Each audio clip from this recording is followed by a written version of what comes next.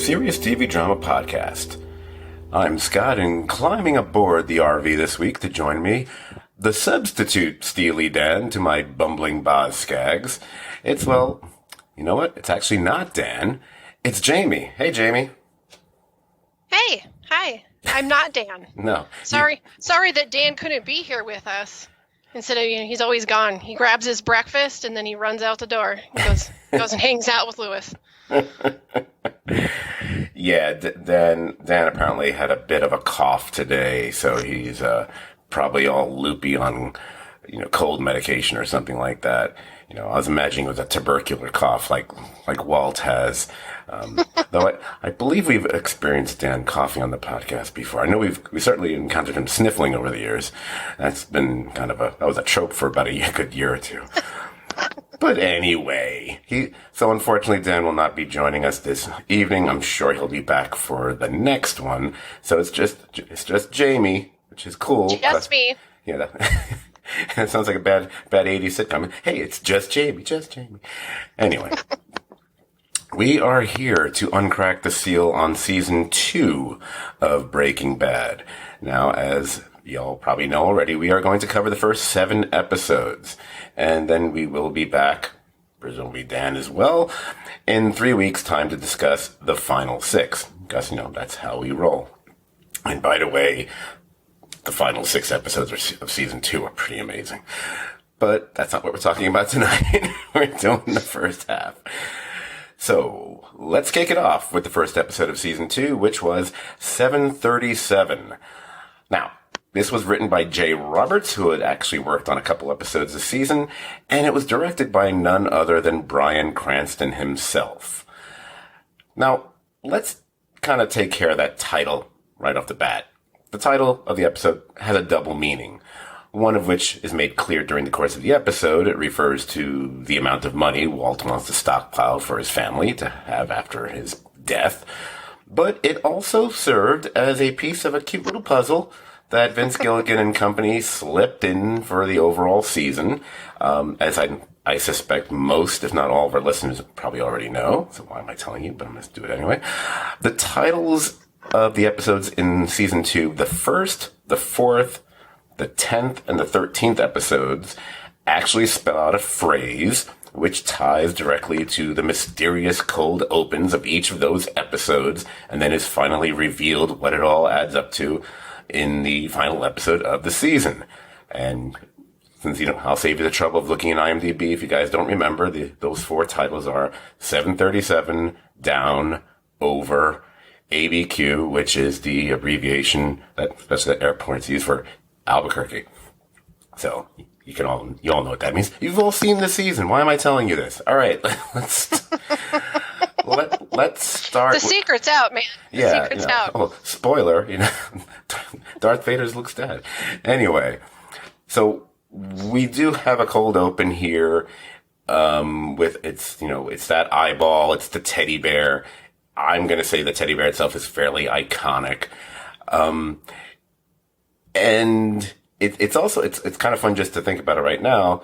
The fact that they have, in each of these, if I'm not mistaken, all 4 of these episodes I just mentioned, the little cold open and what it all builds up to is all, is done, other than the bear itself, it's pretty much done in black and white. And, which is obviously a choice they then took to the follow-up show to Breaking Bad with Better Call Saul, so that all the Gene scenes that cold open every season of Better Call Saul are also shot in black and white. So I kind of think that's kind of an interesting little simpatico thing that they did there. Indeed. So once we get past that black and white cold open, I actually thought it was an interesting choice that they made here to essentially replay the entire final scene from the previous season finale, as opposed to just having it be part of, the little recap at the beginning, previously on Breaking Bad or something along those lines. But I think they did that.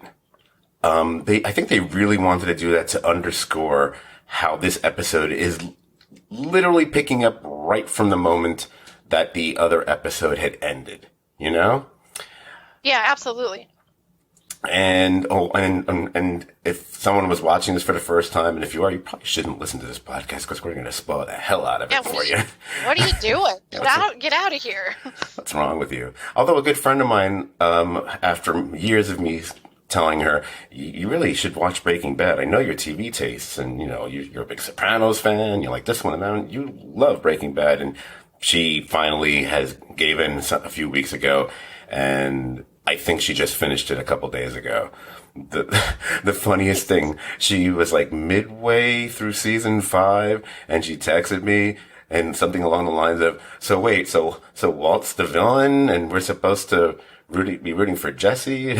And I was like, I don't know how to comment on this other than you saying, wait, so Walt's the villain? What? I love it. Where did you come up? When did you first realize that? Anyway, so back to this episode. If there was any question at the end of season 1 whether or not Tuco had actually killed No-Dos, the opening of this episode pretty much cinches it. Yeah. He beat him to death. He got a little cranky, yeah. a little moody. It happens. If I had a nickel for every time I want to do that to someone, even in the last week or so. Today even. It's actually funny. I don't recall if I mentioned this on the previous podcast, and I don't want to get too mired in it. But it's funny how apparently, and I don't know if it was the actual on the show itself, or maybe just different websites that cover the show, either be the Breaking Bad wiki or IMDb, whatever. There was actually some confusion between those, the two characters that are, Tuco's, let's call him his henchmen, if you want to call him that, No-Dos, and, I don't have the other guy, do I not write his name? Is it like Gonzo or something like that? Yeah, it's Gonzo. Yep. They switched, their names switched back and forth. If you go on IMDb and you look at one episode, the names of the characters are reversed, and then they reverse them back. Weird. So I read that somewhere. There was some confusion. It's like, I don't know what to make of that. Anyway, just thought I'd throw that in there. I never knew. So when Tuco comes back, okay, Tuco, once again, he throws Jesse to the ground. Now, I am going to say that does not count towards the Jesse beatdown countdown that I've been keeping track of.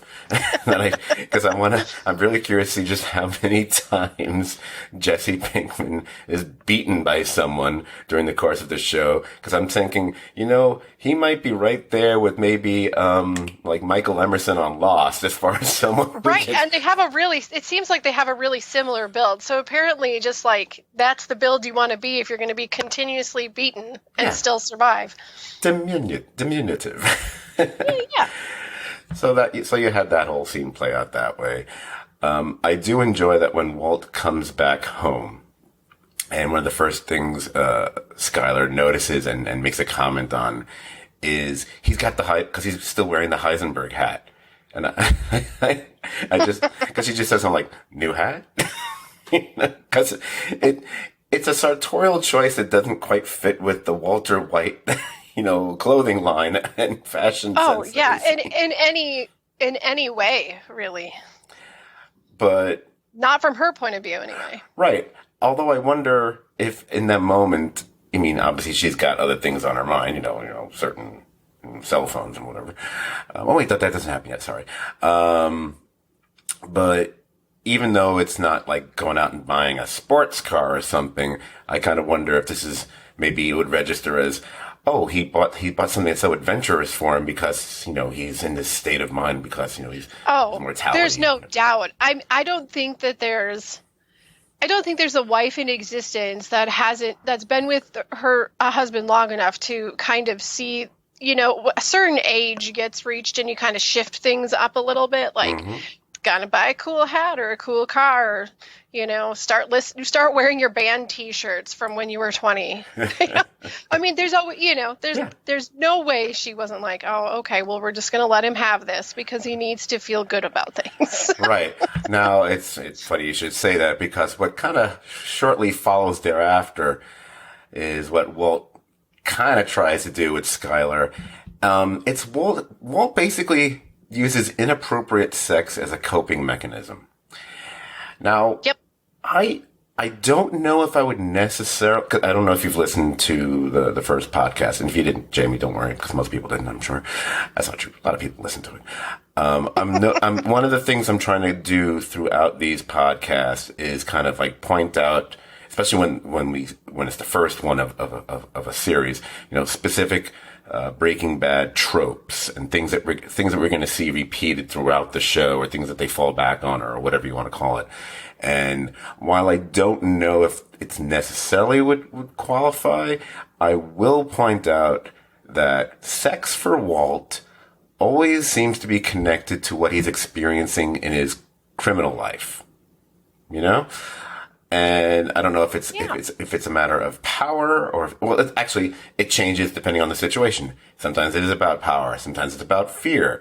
And unfortunately, we can trace that throughout the seasons, even to the point where we get as we'll see, a few months down the road here, when we get to a moment where it feels, well, I don't know if I'd call it rape, but it's damn close to it if it's not rape. Right. Yeah, that was one of those. And this moment here, for a second there, it almost feels like they were going in that route too. Except, finally when she said no, it actually clicked. So, but it was still kind of, it's uncomfortable. It is really uncomfortable, but it does serve a really great reminder of how, when you compare it to like the first season and how hard they were trying to like be close to each other because his life was in such danger, and have this family together where it's a great opportunity to see like how very apart it's actually becoming. Right. Well, and then of course in the first season you actually had you even though we mentioned this in the previous podcast, I'll just repeat it because like Breaking Bad repeats things. Where you had the two extremes. You had a couple where at one point early on in the very first episode, sex is just purely mechanical and has little meaning at that point. I mean, you're basically being jerked off while she's on eBay and stuff. And then when you get to the end of the season, when they're rocking the car in the whatever, and because he's been energized and adrenalized by his power trip of what he's accomplished. Criminal life and whatever. Okay, so beyond moving away from that, we get I believe it's the second time, I call it the second doghouse appearance on the show so far. And I remember, and when I saw what was going on, I started singing, Jesse's got a gun, even though I know it's Jamie, but because you're Jamie, it would be confusing, so I'm okay with it. Nobody would know what you were talking about. I know. If you did that. Right. What follows that, is one of those scenes that just epitomizes what I enjoy so much, especially at this stage of Breaking Bad. Because the show does evolve and change as it goes on, and there's different things that we kind of hook into. But a lot of what I think really would hook people in these early couple seasons is so much about the Walt-Jesse relationship, when it still had a lot of comical tones, even when it was really serious. There was still very much the teacher-student relationship at play, and a very scolding teacher, Mr. Apply Yourself himself there. So when they're having the discussion about killing Tuco, it's really, it's just a great little scene, and it's just kind of a microcosm of, their relationship at this point in time. I really enjoy stuff like that. So, you get to see a lot of that going on in all the way up until they're in their underpants. And then, I mean, when you're both in your underpants, I mean, that really levels the playing field for a minute. And then you're really going to have to start seeing each other as equals. Right. So then bouncing over to, Marie, who is still in denial. Marie. At this point, she's in denial about the fact that Skylar is clearly ignoring her. not answering the phone, whatever. And that's when we discover that apparently Marie is in some sort of weekly therapy session with a guy named Dave. And that's when she kind of just cruelly, without realizing it, but she wouldn't care anyway, when she runs over that poor kid's remote control car. I think this is probably one of the first, because I don't recall feeling that way during the first season, but I think it's this season, especially when they start playing all these other things that happen with this character. It's the first one where I go, oh, I feel so bad for Hank. He's just got to deal with this. I mean, she is just she is a mess on every level. And,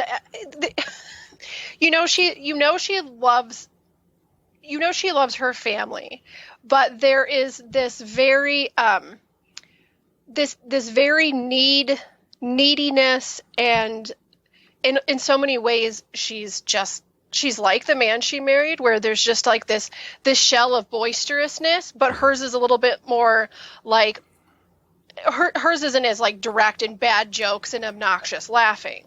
Hers is always trying to seek out attention in a way, and just, I don't know, an overabundant use of purple. Right.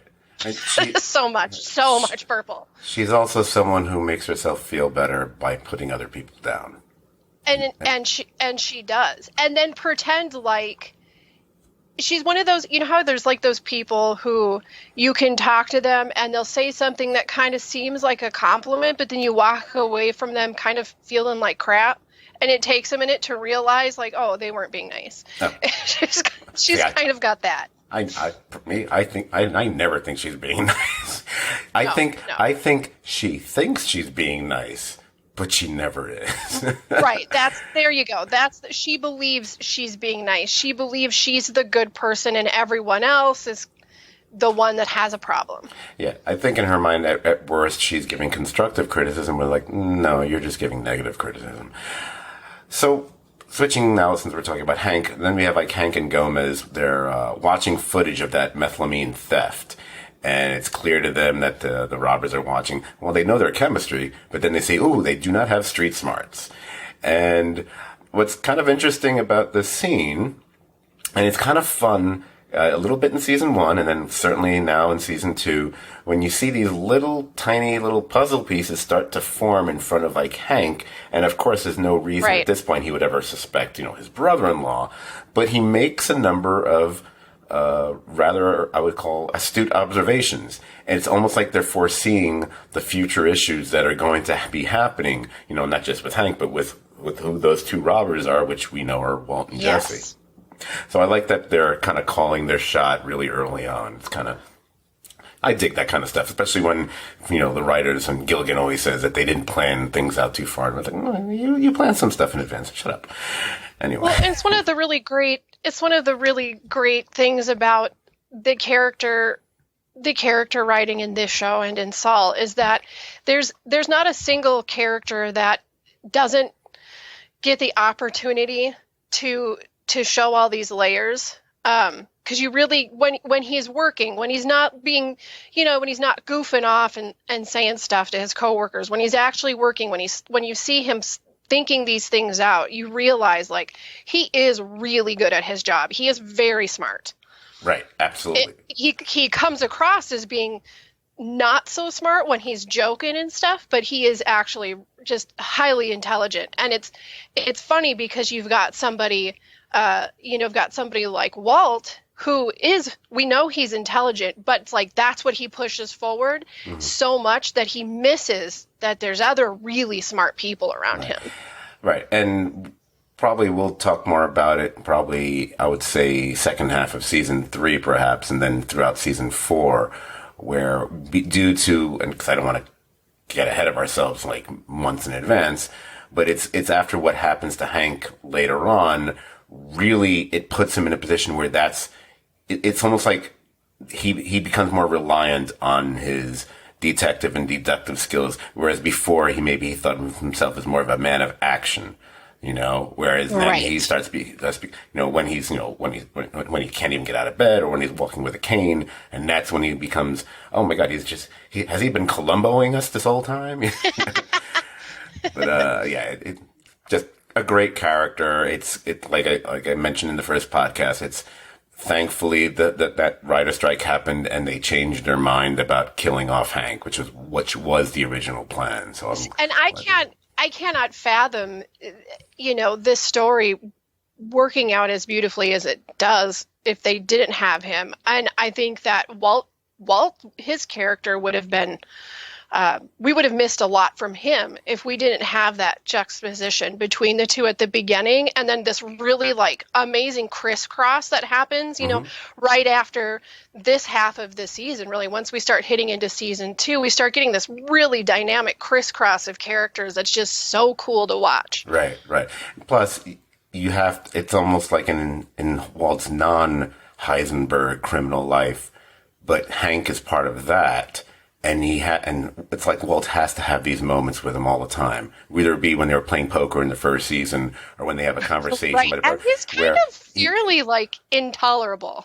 Yeah. As a brother-in-law. He's the brother-in-law. And to me, I always kind of interpret it as we saw in the very first episode of the series, that Hank might not have been, although Hank is a great guy, as we see what he does as far as Walt Jr. and whatever, but at times Hank probably wasn't the greatest guy to Walt himself. He probably just treated him like, just the Nevishy nerd, blah blah blah, whatever. Well, exactly. Like you could kind of see their high school clique in their right. personalities. So you see that Walt is probably using, especially as what he's doing in his criminal life is escalating. He's kind of relishing the fact that I already knew I was smarter than you, but now I'm in your absolutely. world, and you can't do anything about it. I've become all powerful there, and you don't even know what's going on. And so he's enjoying it. And so he keeps prodding with those little questions, and some of which we'll get to during this podcast. Anyway, don't want to get too broad. Where am I going here?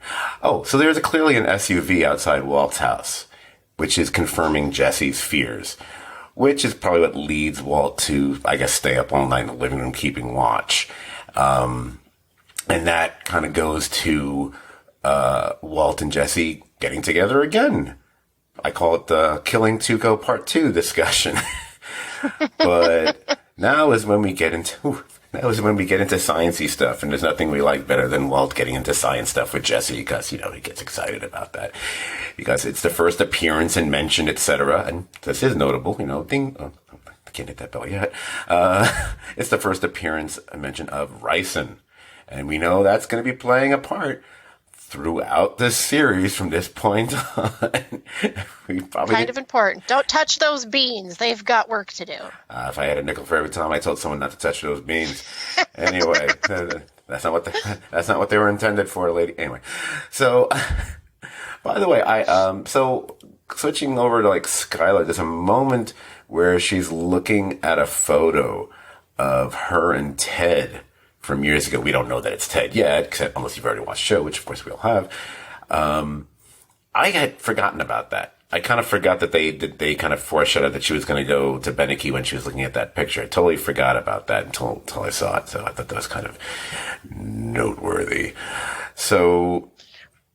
And doing the rewatch for the billionth time. I love a show that you can still grab onto new things even though you've watched it so many times. But this whole storyline with not moving forward with Ted, but the storyline that there was this moment in the past, before she goes in and asks for a job there.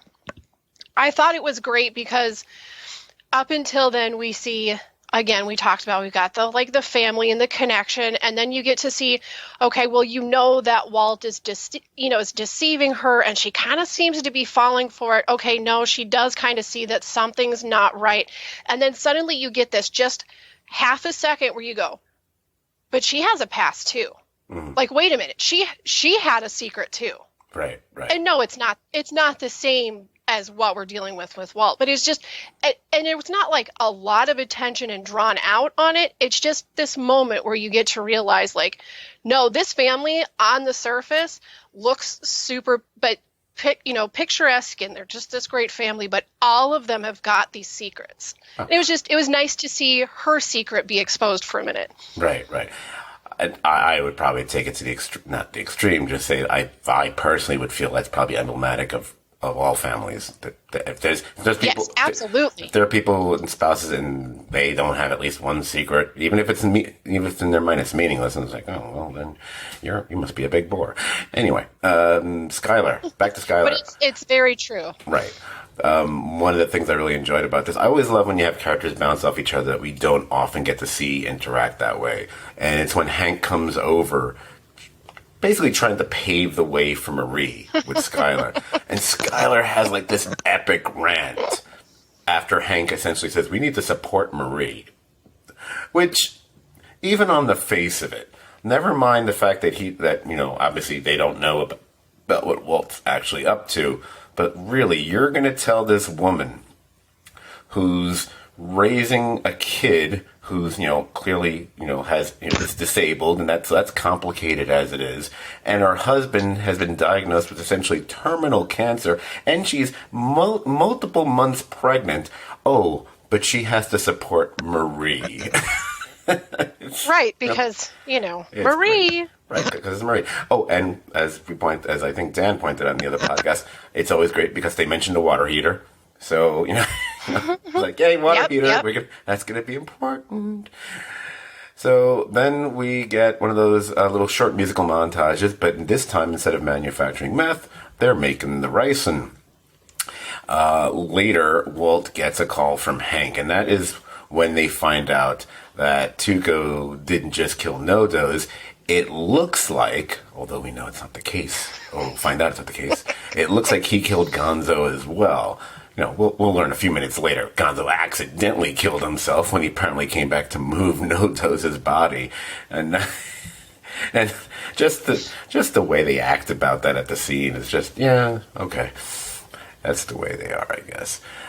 So, well, it's just another great opportunity for Hank to be like the most annoying brother-in-law, where he's bragging about the idiots, these idiot criminals, and sends a picture to his brother-in-law who didn't ask to see it. Right, he didn't want to see it. Right. So at this point, I think my one note here was just panic time. It's also bath time. So this is Skylar taking the bath, and that's when Walt goes in to see her. And I believe, and I didn't write a note on it, which is weird. I didn't make a note of it, but that's when the phone rings, right? Yes. Yep. That's when the phone rings. And yep. And we know where that's going to go. The infamous second cell phone. But he goes outside. Jesse's outside, and then we realize Jesse's actually being held at gunpoint by Tuco, and all three drive off, and that is the end of that episode.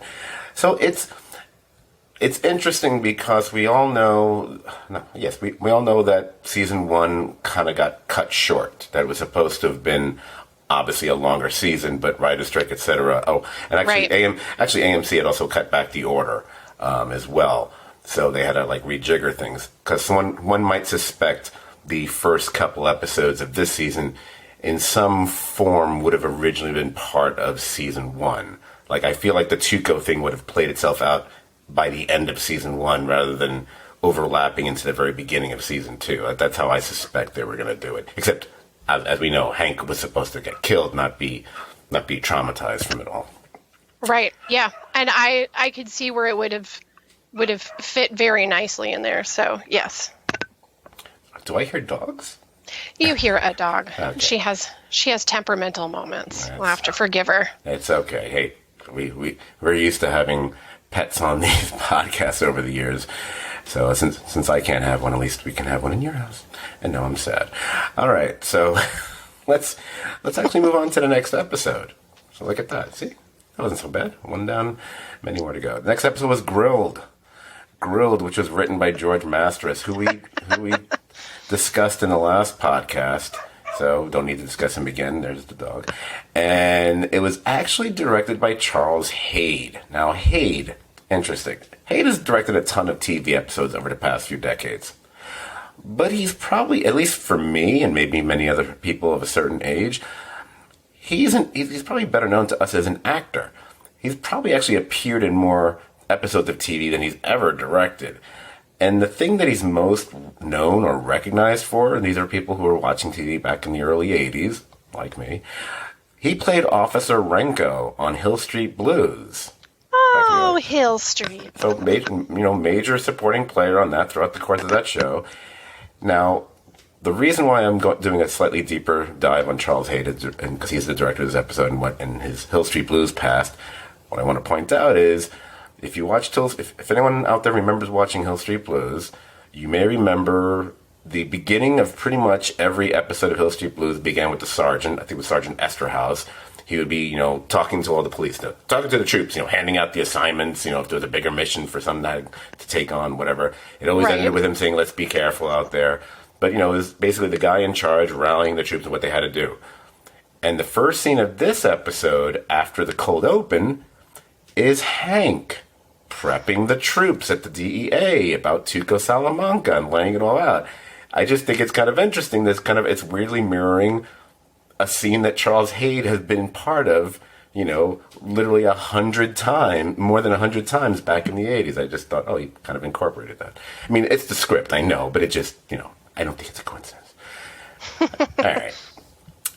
So, and the one thing I need to point out, I think is very interesting about that little scene with Hank and the troops. I don't know why I keep calling them troops, but whatever. It's just what I'm saying.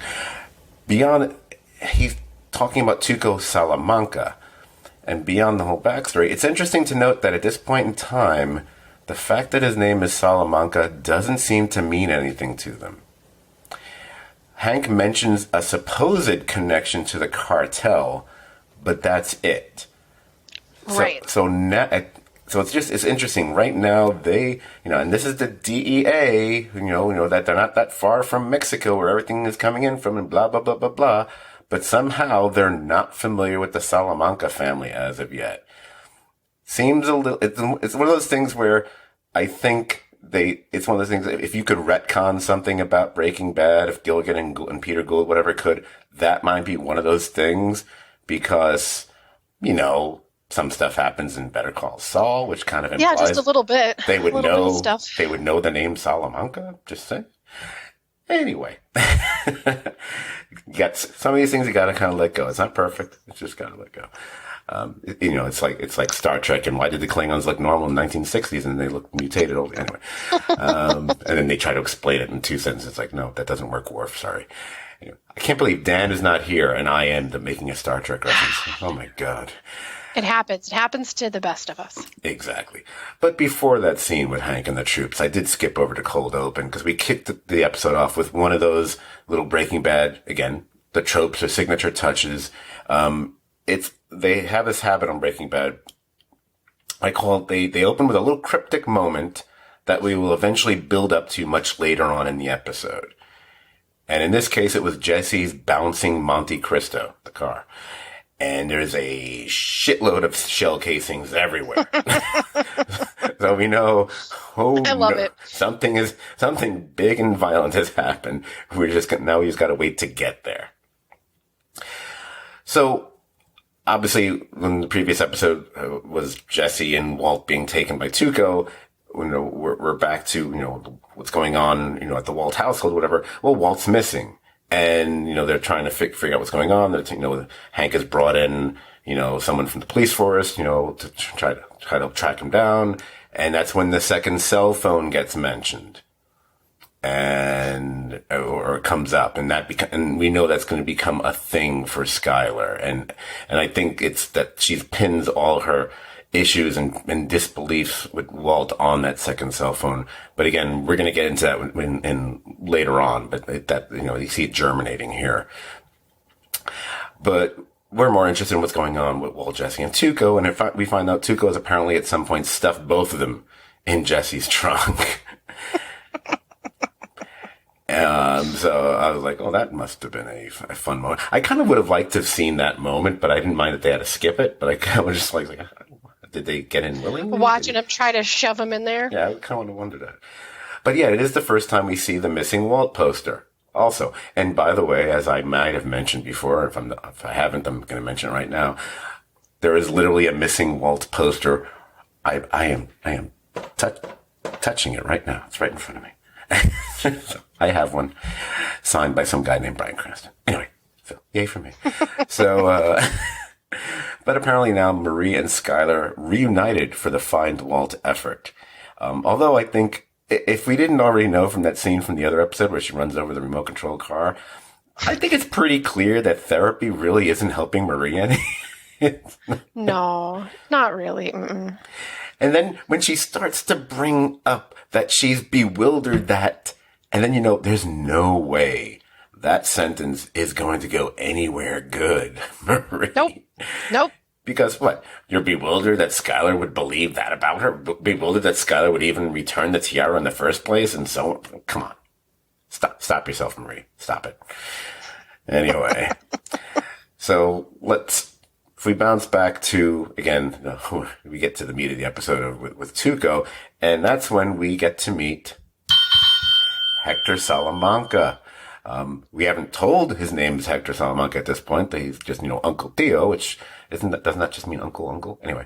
But it's interesting because we meet this character, and at this point he's a mostly silent, bug-eyed old man confined to a wheelchair who can only ring a bell. And I remember, because there are a lot of things I remember about watching Breaking Bad, when I first watched it. When I first saw him in this episode, it's funny how I just made fun of myself for mentioning Star Trek. I'm going there again. Oh, it's too bad. I anticipated Dan was going to be here. I thought he would, and I know he'd probably disagree with me, and I don't care because, I'm right, he's wrong. No, that's not true. Not true. Yes, it is. I remember thinking he reminded me a little bit of meeting Captain Pike in that early Star Trek episode. Where he's got a wheelchair, guy with a head on a box, whatever, can't really say anything, just communicates with a buzzer, he just communicates with a bell, see, it works. But the thing I just want to say, and it's one of the really glorious things about something like Breaking Bad is when you saw this episode and this character, did anyone really think that this guy was going to end up being a major character? Not just throughout the next couple seasons of this show, but then a later series as well.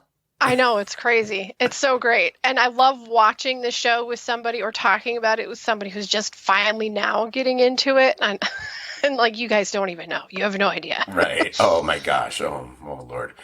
And so then, in the house, I love Tuco's, it's actually very well placed paranoia. Outside of the fact he's actually wrong about Gonzo, of course. But it's interesting because the actor, it's, Raymond Cruz, his performance makes Tuco a far more intimidating and scary threat than, say, like Crazy 8 was back in the pilot or something like that. Yes. But I think it's interesting because, that was, even though we kind of saw what Tuco was really capable of, towards the end of the first season, but I think it's emblematic of the series, how they continuously ramp up the threat level as the story progresses from arc to arc and season to season. And by that, I mean, obviously every season of any kind of dramatic show especially ones that deal with matters of, good and evil, bad guys and good guys, whatever you want to call it, you get a different threat every year, but every season. But on this show, maybe more than any other show, it's like, each threat is bigger than the next one. Yep. Yep. They get a bigger and worse boss. They get bigger boss battle every season. Because you can go from Crazy 8 to Tuco to the cousins to Gus and so on. Nazis, well, I don't know. Anyway, no, it's Walt. Anyway, there we go. So it's pretty. So then you have the scene with Hank, Marie, and Skylar. And, of course, as usual, Marie says something inappropriate. Yep, that's what she does. Yeah, because, how it bodes well that they haven't found them. There's no smell, so no suicide. And, of course... She's the worst. Yeah, and it's one of those things like, oh, yeah, it's her... It's almost her fault about the second cell phone. She's the one who plants that seed. Because Skylar didn't know that until Marie makes mention of it. Hank, who should know better. You know what your wife is and the way she is with her sister. You think you're going to tell that to her and she's going to keep her mouth shut about it? Have you not met your wife? Well, and it does, it goes to show what kind of faith he has in his wife. Clearly, I mean, he, went to his, sister-in-law and said, we need to help because she's amazing.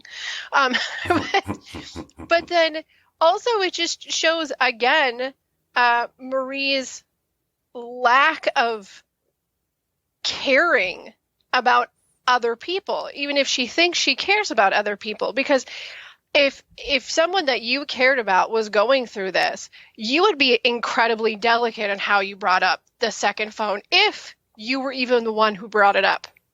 Right. You would think, but what's the word? She doesn't have a lot of tact. No. Let's put it that way. Yep. But obviously the phone, and it's what you already said. So now I'm going to repeat what you said. Basically, what the second cell phone represents is Walt has a secret. That's essentially what, and so it's almost like just a metaphor for his other life. And then, which it actually works kind of nicely because it's really part of it. I love the fact, I don't know if I love it. I shouldn't say, I appreciate the fact they once again get into another marijuana conversation. And the way they talk about it, and and by the way, this has nothing to do with either, how over the last 10 years, how marijuana has become legalized in many parts of the country. And forget that. First of all, Right. the fact that they use phrase like, he's not on pot anymore is just, You can't be on pot. it's like, do they watch Reefer Madness and just believe it? It's very silly. It's just bizarre. Okay. So then we actually, speaking of having two characters we might not have expected to see encounter each other, much less have a scene, Hank in his going out looking for Walt and trying to track him down because he knows about the Jesse Pinkman connection. He goes and he ends up meeting Mrs. Pinkman. So, which is kind of important because of what that kind of sets in motion for Jesse. And in a bad day, he has a lot of bad days actually, but a really bad day he's going to be having. A series of bad days. Yeah, he's a series of unfortunate events. That's basically yes. He's Lemony Snicket. So the way they were able to track the car down is LoJack. And it's kind of funny when I hear LoJack. I just remember when I was much younger, just hearing the ads for LoJack became such a big thing or something. And not that I ever hear people ever talk about it. And I believe it's not the first. I think LoJack comes up again on this series at some point later on. I don't remember which episode or season it is. I'm pretty sure that device is used one more time to track somebody down. So I don't know if George Mastaris, whatever his name is, wrote that episode as well, but I just thought it was kind of funny. So, okay, maybe not that funny. So back to the anyway, so back to the back to the little shack that he's got his uncle out there. The little whispery couch conversation between Walt and Jesse. And this kind of goes to what I was talking about before. What I think was one of the hallmark things about the show at this period of time is just how much fun it was for not just the viewers, but I'm sure the actors, even in this situation where you're almost positive that you're going to be murdered, is that you can, these little sniping sessions at the Oh my God. It's so good. It's so good. Oh man. And then, and what follows that, because obviously, the plan is to try to, poison Tuco's food, because Tuco's been cooking and whatever. There's that moment when Tuco, he kind of slowly spins Hector around in his wheelchair. He's guiding him towards the table. And then you see like Hector's eye, that big bug eye of his. And clearly he must have seen that Walt was drugging the whatever burrito thing that, Tuco's made there. It's just, I liked it because it's that moment like, ooh, that's actually more chilling than any threat that Tuco has done yet. Because now at this point, now you're waiting like, all right, how is this going to get revealed? Because it has to. And when he's doing the thing when just shortly after when his finger is pointing at Walt, ooh, it's after he's already sunk their poisoning plan, but it's like, oh, that Tio, oof. And then, just the scenes. I mean, I would love to see, what, after they cut every moment with the actors Raymond Cruz and I think it's Mark Margolis who plays Hector, because they have to be. I mean, one of them has to be cracking up. Maybe not Raymond Cruz, because it might be too. I'll talk about it a little bit later. The intensity of playing Tuco actually bothered him, but the scenes together are amazing. Absolutely. So eventually, because Tuco knows, something's going on and he's going to do it. So he ends up, taking Jesse out, and he starts to beat the crap out of Jesse. He kicks and shoves him at least 6 or 7 times. So I do count that as a tally to how many times does Jesse get the crap kicked out of him? I believe that's now 3 times on the series. That's 3. And this all leads to just all hell breaks loose. There's kicking, there's choking, there's shooting, there's this, that, and the other thing. It's all very exciting. Lots of movement. And it's just, there's so much going on, and then it's just the confluence of events that leads to the fact that Hank shows up, and he's ultimately the one who actually kills Tuco, which basically takes that responsibility out of Walt's or Jesse's hands, I guess, even though he was shot by them. But I also love the touch in the episode at the end after Hank has already shot and killed Tuco and he's standing over him. And then we hear that, that goes over the initial closing credits. Now, it's interesting to note, because I try to look up to see if there's any kind of interesting trivia associated with any of these episodes, and if there's something I think is noteworthy, I'll mention it. The fact that the powers that be, like I had mentioned, I hinted at before, Raymond Cruz talking about the intensity of the part, they wanted Tuco to be a major character for at least another 8 episodes. But Raymond Cruz, it's not just that he wanted to get on, this role he had on the show The Closer, which is, actually not a bad show. He just felt the Tuco character was so intense that playing him actually wore him down. So I could see that. Yeah, he wanted them to kill him off. As we all know, or at least some of us know, if you haven't watched it yet, and what's wrong if you haven't, he does return years later in Better Call Saul. But it's pretty uncommon. You don't hear about actors, they get to be part of like a really high quality show and like, no, please kill me. Right. Yeah. They're not usually like, no thanks. And again, I wonder if that means that if the original, again, it's how plans change due to situations, whatever.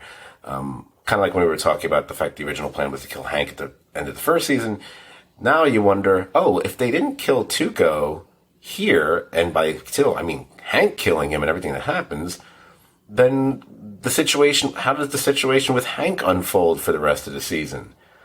Because he's dealing with, the post-traumatic stress disorder kind of a situation from this point on. But if he doesn't if Tuco doesn't die here, then Hank's not going through that here for this first season. So I'm just curious. It's one of those things. It's like, I'm watching the show. What if? Well, they should do a what if in the Breaking Bad universe. What if Hank hadn't killed Tuco? Well, it makes a lot of sense when you look at his story arc overall. When we were talking about how he starts out as such an abrasive person, just an abrasive character, loudmouth. It's not somebody you like to hang around for very long periods of time. Mm-hmm.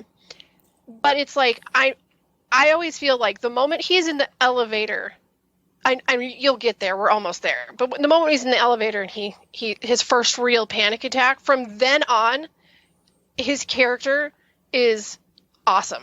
Right. Like that's like the cue. Okay, now I'm going to love your character from here on out. Right. So it makes sense that they had to go in and go, okay, like how are we going to make this person? What is his story arc going to be? But also, how do we make people want him to be around? Right. I would say, I'm to get my order of events back on track here. Yes. I agree with that, and obviously we are going to get to that scene soon. I would say that the first thing with Hank, and I talked about this a few weeks ago, that made me go, oh, that's interesting. because that the scene that you're talking about, that's showing that's where we peel back a layer of, and we see that how fear and trauma affects him.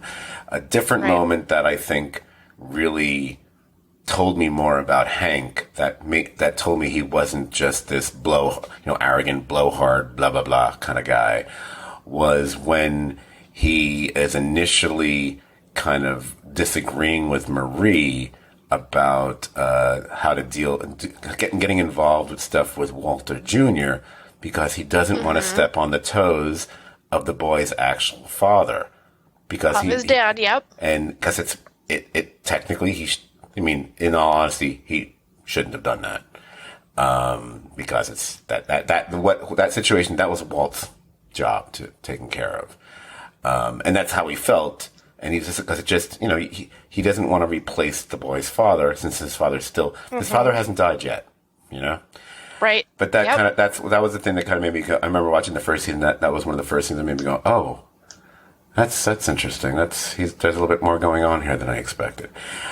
Yeah, a little moment there. And he really does have of all the people around him, he probably is the best person. Right. I mean, if you really look at the long and short of everything, he really is the best person. But when he's faced with something so terrifying as finally actually like being in that close to death, really feeling it. There's no, as so many stories as you see with war and so on, there's really no glory to it. Right. Right. And that really knocks his bravado down. Right. And as I said, when we see that on screen in a future episode, we'll talk about it. So absolutely. Okay. So that's all I would say about Grilled. Although I almost forgot to do this until a few minutes before the podcast. I looked it up. This is actually one of the episodes that showed up on my ancient list I did back about 8 years ago of my top 25 greatest Breaking Bad episodes of all time. Look it up. Type in Esoteric Candy, Breaking Bad 25, and Google, and you'll find it. It's so good. This episode came in number 18 on that list, so look at that. Anyway, look at that. I wish self-promotion. So I think it's a solid choice, though. It's definitely in my top 5 episodes of the series. Ooh, wow, top 5. Oh, no. There's at least 17 that are better. Anyway, so we move on to it's that end. It's that clinch. I'm telling you, this is something I love. They can wrap up a problem like nobody's business, man. And when we got to see that shootout happen, go, oh, well, this is how they escape, and look at how nice and neat that got tied up, and how important that's going to be moving forward. It's so good. Oh, it's a very good. It came in number 18. I like it. So moving on to the third episode, the episode that was titled "Bit by a Dead Bee." It was directed by Terry McDonough, who actually directed 2 other Breaking Bad episodes. He actually directed Better Call Saul and Bug. Those are the 2 episodes he's directed. And speaking of Better Call Saul, he's actually directed a few Better Call Saul episodes. He's directed a Hell on Wheels here, Halt and Catch Fire there. He's in like Flynn with AMC apparently.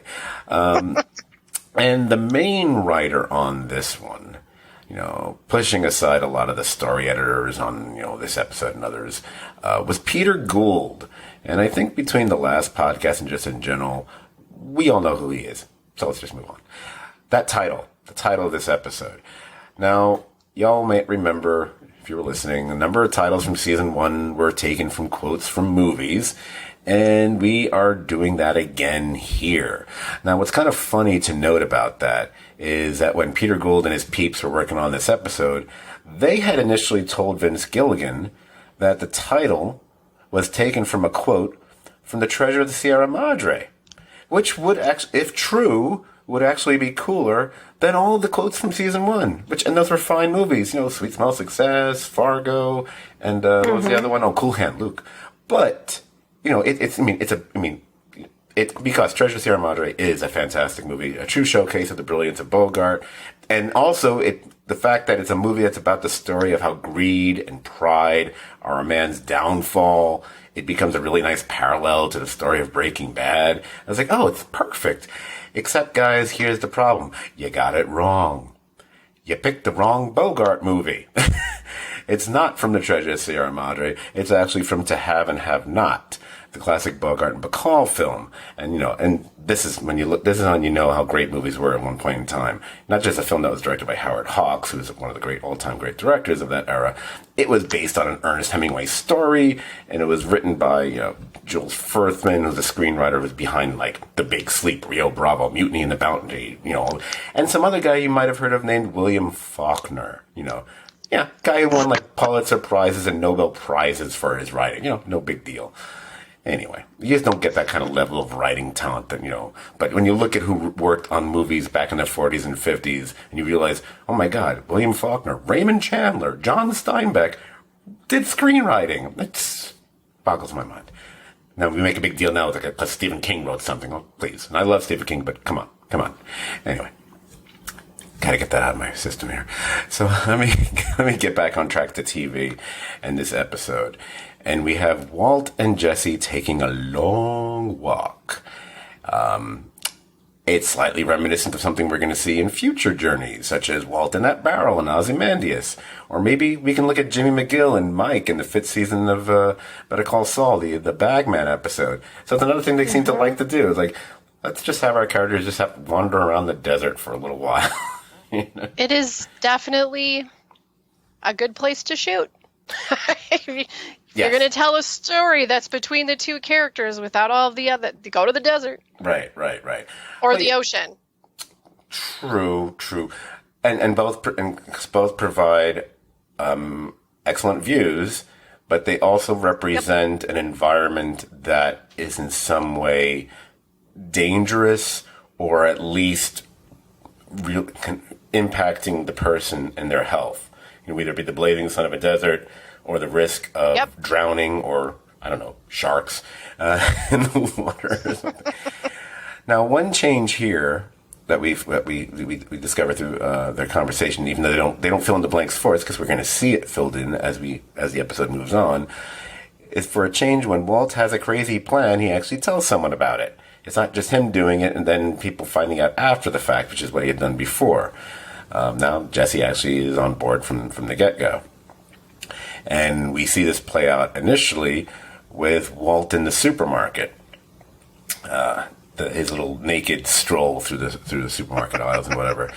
Oh, by the way, did anyone, for anyone who hopefully rewatched along with us, did you notice the display of pink teddy bears that were in the supermarket? Yep. I knew you did, because you're Jamie. Locally produced. Right. Excellent. And then, of course, we have, you know, we skip from that. We have Marie basically being Marie while she's on the phone with Skylar. And meanwhile, we see Hank is giving his statement about killing Tuco. So at this point, it's kind of like we're kind of taking a little bit of a rest, a little bit of a breath from what we just went through at the end of the previous episode. It's like, you know, it's like everything kind of, okay, now we're going to see how this plays out here. And the first thing that made me happy, because he's one of my favorite silly characters on the show, easily, I went, oh my gosh, Badger's back. I just get so excited when Badger's on, because I was like, oh. Yeah, I can't imagine somebody not liking Badger. If you don't like Badger, then, you know, there's something wrong with you. I mean, he's got the word bad in his name, just like Breaking Bad. It could be Breaking Badger. It could have his own spinoff. They should have done it. They blew it. Plus that car of his, that's amazing. Anyway, it's really funny when you're watching these early episodes, because at this point in time, and how much that so changes in just basically like a season or so. Jesse still sounds like he's a kid playing being a criminal. Yes. Yes. He's very, his take on everything is still incredibly naive and immature. Oh, when he says like, when he says, I'm like an outlaw. And it's like, well, you're not wrong, but Let me put it that way. But then, and which this also leads to, because they have, Jesse wants to unload everything out of the house, whatever, and he has to find a place to get rid of the laboratory stuff and the RV, and that's when we meet Clovis. And by the way, once you name a character Clovis, you know there's going to be a problem. It's just, come on. There's no going back from a Clovis. Oh, Lordy. So that happens. So obviously Clovis takes the RV away, and we're going to see how that's going to play out a little bit later in a very fun episode. Meanwhile, on Walt's side of building the alibi, he's trying to spin his story to convince the doctors. And it's kind of funny that, Walt, for all your big plan making, once again, you didn't quite see all the possible permutations and complications that would arise. Because he clearly didn't realize that they would have to keep him in the hospital, for more and more tests. And also, yes, a psych evaluation. Of course they're going to do that, dude. You're walking around the supermarket naked. And if they can't find anything chemically wrong with you, what do you think they're going to do? Well, and it's one of those moments when he's sitting there running through all of his medications and stuff and trying to come up with some excuses, and he's got the doctors there. I mean, you notice the doctors kind of give a knowing look to each other where they're like, this guy's full of shit. Yes.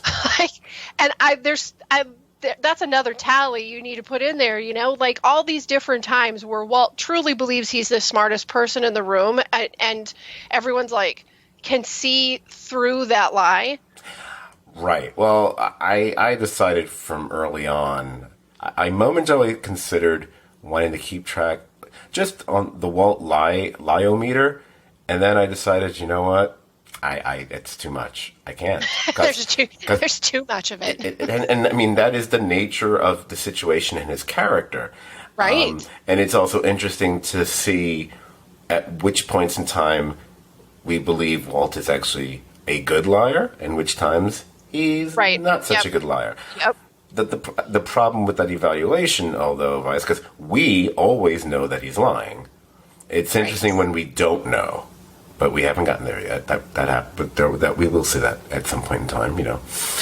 About certain kids and certain beans being processed. Yeah. There you go. So, as apparently planned, Hank and the DEA bust Jesse when he's at the no-till motel there, and then it's interrogation time for both Jesse and Wendy.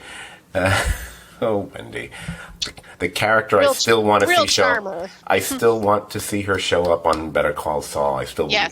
I'm so upset that she hasn't. And I want her to show up with a non-crack whore version, like to show her before it happened, because. And she's not all the way root beer. Yeah, exactly.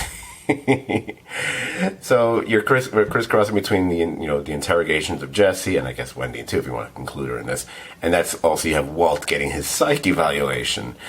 But speaking of things that fall under the category of something I totally forgot, because it's been a while since I rewatched this season, I totally forgot that the doctor is played by actor Harry Groener. Yes. If anyone, probably folks know who he is. They probably don't know his name. I confess I had to look up his name, but he's a guy who, here we go again, who's been on multiple Trek shows. He was a regular on the sitcom Dear John. He recurred a bunch of times on The West Wing, but I'm going to say he's probably best known as the mayor from season 3 of Buffy. An amazing, great character. I mean, such a good character. If you ask me, in my top 5 or top 10 Buffy characters ever, he's definitely one of them. So good. So it's just, and it's also nice to see him play a character where he was it's only brief, and I'm so used to seeing him kind of be a little bit over the top or a little goofy, whatever. And he's so kind of like underplaying it. I really kind of enjoy that. Get to see him muted, but he's got such a great, he's one of those people that have such a great voice that you almost recognize him when you hear his voice faster than when you see his face. Right.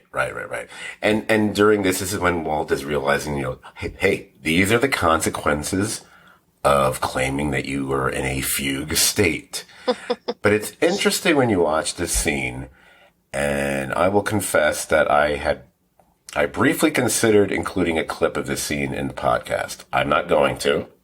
I think the scene just ran a little bit longer than I wanted to really. I didn't see a good way to cut it down, so I decided not to. There will be a clip used in this podcast later on, but just not that one. But what's interesting about for me is Walt coming clean into, at least for the most part? Is this significant? Because yes, he doesn't talk about his criminal activities. We know that. But the way he kind of takes stock of his life. Yep. I believe, and correct me if I'm wrong, I believe he's pretty much accurate. He's pretty much spot on the way he's talking about everything. He's just it's only a sin of omission here. He's leaving out the crooked stuff. But otherwise, I think maybe it's a little bit, there's a little bit of it there where, yeah, he's being honest. He really is laying out like this is the reality of my life. But when he's telling it to the doctor, he's painting it like, why wouldn't I just get up and wander away? But I think in his head, it's like, why wouldn't I turn to a life of crime? Right. Oh, I mean, if there's anything I can wow, I just got ahead of myself. This is what happens when I go off script. Anyway, not that I have a script. What was the word I'm trying to think of? Relate. That's the word I'm trying to think of. One of the reasons I always related to Walter White's character and why I kind of stuck with him longer than most other viewers did, from what I understand, is it's something I share with that character. It's the ability to consistently rationalize bad decisions to the point where it's like, it's like what you just said. Well, why wouldn't I? And I won't say what my bad decisions are because they would probably get me in trouble. But I realize, I think I remember thinking about that at one point when I was watching Breaking Bad some time ago. I was like, oh, I would do the same thing.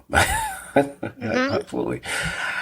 Okay. So then, so in an episode where you've got these interrogations and you've got these evaluations, and then we get that scene with Hector. There you go. I'll get that bell on there one more time.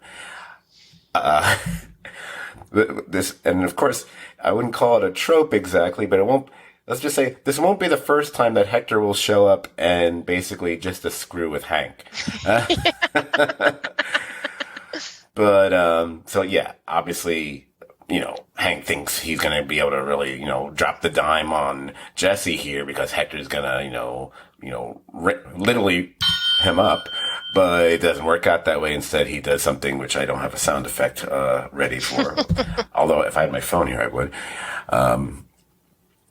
But remember what I was saying earlier about how obviously they couldn't have anticipated at this point in time that, 10 years from now, we're going to do another series and we're going to rely on these characters and their stories, whatever, and blah, blah, blah. Because there's something that's said in the episode about Hector which I was trying to figure out if it made sense. And they just decided, okay, we're going to retcon that, or it's a detail that I just don't remember being mentioned. Because here they say, in reference to Hector, that he kept his mouth shut for 17 years in San Quentin. When did that happen? I'm curious, because it would have to be if they decide to keep that as part of the character instead of saying we're going to just forget about that. It clearly would have had to have happened before we meet him on Better Call Saul, obviously. Right. But then it's 17 years, so that's a big brick of time. So are they saying that maybe he did something in his 20s and he went away? It could have happened, but I feel like it would have been referenced. Now, my apologies. If in fact it was referenced and I just don't remember it, that is possible. I didn't think to look it up on the Better Call Saul wiki or anything, or I haven't and I do plan to do a big Better Call Saul rewatch at one point in time, but I haven't done that yet. But I'm just wondering if that was something that they decided to retcon out, or if it's just a detail I just simply do not remember ever being referenced on Better Call Saul. I can't remember it being said. Again, I could have missed it, but because I'm thinking when I heard it here, I was just surprised. So that made me think, it's not like it's been a million years since I've watched all the episodes with Hector and Better Call Saul. Wouldn't I remember a detail like that? Don't know. Anyway, it's so sad. I just realized that Dan's not here on the podcast because he certainly would have let out he would have applauded the fact that Jesse and Wendy, after they get out, they head over to the Waffle House. Dan's a big waffle. Nothing but class at the Waffle House. Yeah, clearly. I mean, fine upstanding citizens like Wendy over there. Yeah. We get because I just like pointing out every time it pops up, even though I don't think I'm keeping track of them because I didn't put a number on it. We get a little teeny tiny itty bitty piece of time lapse photography that happens here. Just so we just skip ahead a few hours. And then we see that Jesse calls Walt, and Walt is as unempathetic as ever to Jesse. I love that scene. Well, he still wants to cook too, and he's got that box of money and whatever. But he does it when he gets sneaks out of the hospital, and he sneaks out and he goes home. Whatever. There's a shot. I don't even care about it being significant story-wise, because whatever. It's not really. But there's a shot I love. There's a shot of Walt hiding behind the door. And the way the lighting catches, like the outline of his head, it's just a really nice little bit of cinematography. It's one of those, if I could have done a screenshot and maybe use that for the podcast image or something. It was just really a sweet little kind of image there. I just felt like pointing nice and pretty. I love the fact that when he leaves, he sees his own missing poster, and you feel, the symbolism, the deeper meaning of it all. I love every time that he walks into his living room, I see my rocking chair. Oh, God. Every time, there it is. There it is. I don't think I share any objects in common with that house, so I can't say I have that. Well, if it makes you feel any better, everyone in the world has had that rocking chair at some point, in the 80s or earlier, every house has had it in their house once, so. Oh, yeah, it's not so rare and exciting. Yeah, there was a rocking chair in my house when I grew up in the 80s. I don't know. I'd have to take a look to see if it's the same type. I don't think it is, but it might be.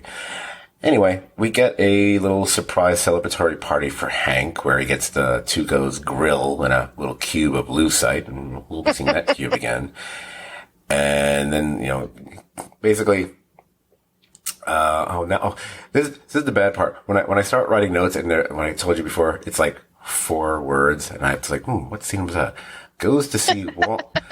Goes to see Walt afterwards. Wait, do I mean Hank went to see Walt afterwards? Or did Jeff? I think he did. Because I wrote at home. With hat, gonna go to 7-Eleven. Do you have a second cell phone? Okay, now I got it. All right, yeah, you got the naked joke. We're good. Yep. I got it. Right, that's right. He comes out.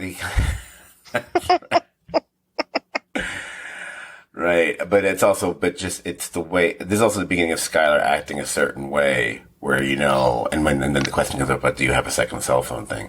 Where okay, this is going to be a problem in this relationship from this point on. And you're this girl is clearly so much smarter than her sister. Oh well, yeah. Well, anyone who thinks they're brilliant because they, they're, and I'm friends with people who are X-ray technicians. I don't mean them, they're smarter than she is. So anyway, all right, I'm going to move on to the 4th episode. Run away. The 4th episode, which was titled Down.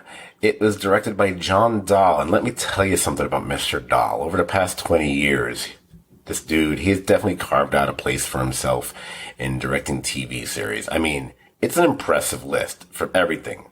Everything from BSG to True Blood, Shameless, Homeland, Dexter, The Americans, The Bridge. Oh, does anybody remember The Bridge? Great show. I needed a couple more seasons on Fox, FX. Anyway, I probably should include that in my Overlook series thing we did back. Did I put The Bridge on there? Anyway, I digress. He's even directed episodes of that show I watch now, Evil, which is a great show. But yes. But the reason I'm rambling on about John Dahl here, there's a reason for it, so it's not rambling. because I see his name and I get a little sad. Because for a couple hot minutes there, back in my youth, I thought he was set up to be one of my favorite directors, period. Because he did these 2 movies in a row, one of which he actually co-wrote, so you could say he was even a bit of a writer-director there. Red Rock West and The Last Seduction. And and at the time, I loved those movies. I mean, they were the kind of movies I wanted to see. They were the kind of stories I wanted to tell. It was just, and I haven't seen them in either of them in a million years, but I'm still going to recommend them because I'm sure they hold up. One of them even has Nicolas Cage, but he's actually good. Believe it. I think Dennis Hopper's in that one too, actually. Oh, come on. How can you not see a movie that has, well, Nicolas Cage and Dennis Hopper? It's a must see right there. I was just in awe of what he did. And then he did a couple other movies that were a little bit more, he did Rounders, which is decent. It's actually pretty good. Unforgettable. But at a certain point, he just became a TV guy. And I guess he's happy with that. I mean, you get paid, but it still just kind of makes me sad because, oh, you're so good, with feature films. I kind of wished you kept up with that. But, he did a few others here and there, but he's really more of a TV guy. So anyway, just thought I'd point that out. No one cares. All right, and this is the first of 10 Breaking Bad episodes written by Sam Caitlin.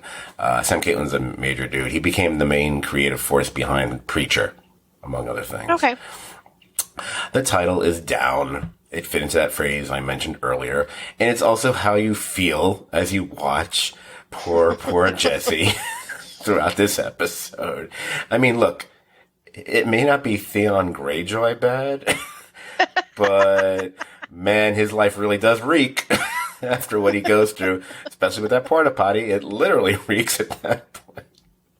See, it's good when I'm planning things. Anyway, let's get into the episode. Cold open. Again, it's a return to that mottled, whatever, pink teddy bear floating in that black and white world.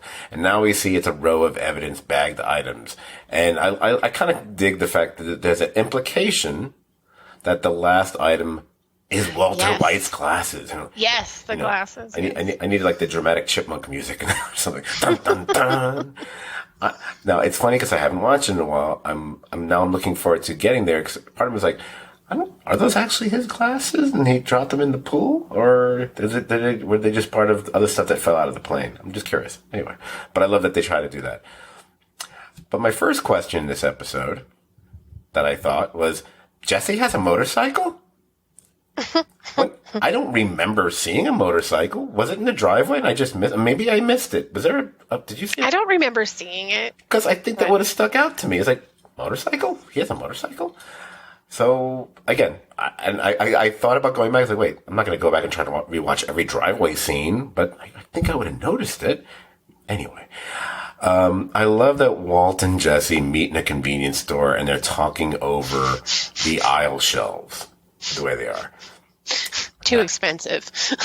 Now, thank you. I'm gonna address that in a second. But now I don't know. Things might be different in different parts of the country. I'm sure they are. Might be. I'm sure. But in my limited experience, at least in modern times where I live, I've not seen a place where the aisle shelves are that low where you could actually talk over them like that in a convenience. I'm sure they exist, and maybe I'm just forgetting them, but I just don't recall encountering that myself, because I totally would have had conversations with people over the shelf. Well, I'm a rather tall person, so I don't really have that much of an issue, but I don't think the average height person is going to be able to have a good conversation with a person on the other side. But again, I could be wrong. I mean, I'm thinking about it. Maybe the 7-Eleven over here I've been in, obviously they don't go all the way up to the ceiling, so maybe, but I feel like they're a little higher than that. Anyway, I don't care. I was just, you know why I wondered about it? Because I was wondering, was it like that from the get-go when they found this location, or did they redesign the shelves in the location so they could pull off that scene? And the thing that I would have asked Dan if he was here, because I know he knows the movie, because I would have asked him, hey, Dan, did that scene remind you of anything? But Dan's not here. So I'll just point it out myself. Although I can say to you, hey, did that remind you? It's totally a takeoff on a scene from Double Indemnity, where the two main characters, Fred McMurray and Barbara Stanwyck, are meeting in a drugstore and they're talking over the aisle in the same way. So it's totally a nod to Double Indemnity, which is really kind of funny. And that being like, one of the best film noir movies of all time. So there you go. And what you just said, let's get into just for a minute. I love the level of Walt play acting in the store. That last shot of him when he has a kind of look at an item he's apparently going to go purchase, it cracks me up because there's no one there to see him make that face. Nobody cares. He's acting for himself at that point. And also, the ridiculous comical nature of insisting that he leaves first. Which, I was like, why does that matter? Why would it matter if he left first? Again, I'll use the word comedic one more time. It's the comedic core of Walt and Jesse's relationship. And I think, again, that is so much what is the engine that makes this show run. And then we layer on all the intensity of all the insanity that happens from season to season. But it's that core, which is just, although the laughs kind of stop at a certain point, but we'll be talking about that later this year. Anyway. Now, I guess when Walt goes back home is when he gets into the whole cell phone conversation. And I remember thinking at the time, and by the time, I mean a couple of days ago when I watched the episode, do you think Walt maybe should have come up with a better explanation for the second cell phone? Yeah, absolutely. That's what I'm saying. When he's sitting there doing the dishes and he's got that whole, I was thinking this whole time, and it's like, you are just awful at lying, which, like you said, further down into the story, when we get surprised by a lie, I really think that this is all part of that direction, because how can you look at this? Yes, we know he's lying because we know the reality of the story. But I'm pretty sure anybody in that position, if in real life, was getting this explanation, they'd be like, come on. I always liken things like this. It's like soap opera lying. When a character's lying on daytime soap, and it's like they have to telegraph in such an audience. So like, well, obviously he or she is lying. I mean, you couldn't come up with something that maybe she wouldn't have caused her to abandon ship or house, whatever. I mean, come on. And I love that she just he turns around and she's gone. And I love that because it's like, this is where she starts to go like, fine, you know what? You're going to have secrets. I'm going to live my own damn life. Right. I mean, I remember I'm sitting there and I'm like going, you could, I think especially if you gave yourself a few moments or, the previous night, you could have come up with an excuse of actually having a second phone. You could have come up with something. It could have been something work related or whatever, or you had someone else's phone or the kid's phone, whatever. You could have come up with something that, as opposed to just trying to make them just believe that they're just mistaken, because that's not going to fly. Right. And again, it goes into that whole, he is an intelligent person. He clearly does have the ability to manipulate people.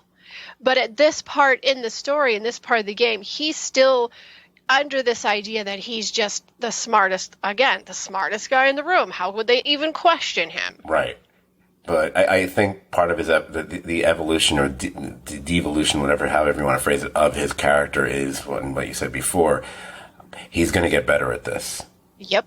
But he's not. He's certainly not there now. He's certainly not there now. So bad. It's so bad. So thinking of things that are so bad, or just sad. Let's get back to Jesse, because this is really to me, it's more of a Jesse episode than anything else. We're talking about now the beginning of the eviction proceedings with Jesse. Now, I suppose maybe one could say getting gypped by Walt for only $600 as opposed to several thousand more could qualify. But to me, I thought, okay, this is really the beginning of Jesse's really bad run of luck. Then again, considering what he just went through and, Hank taking his money, I think that run of bad luck actually already happened. So maybe I'm incorrect there.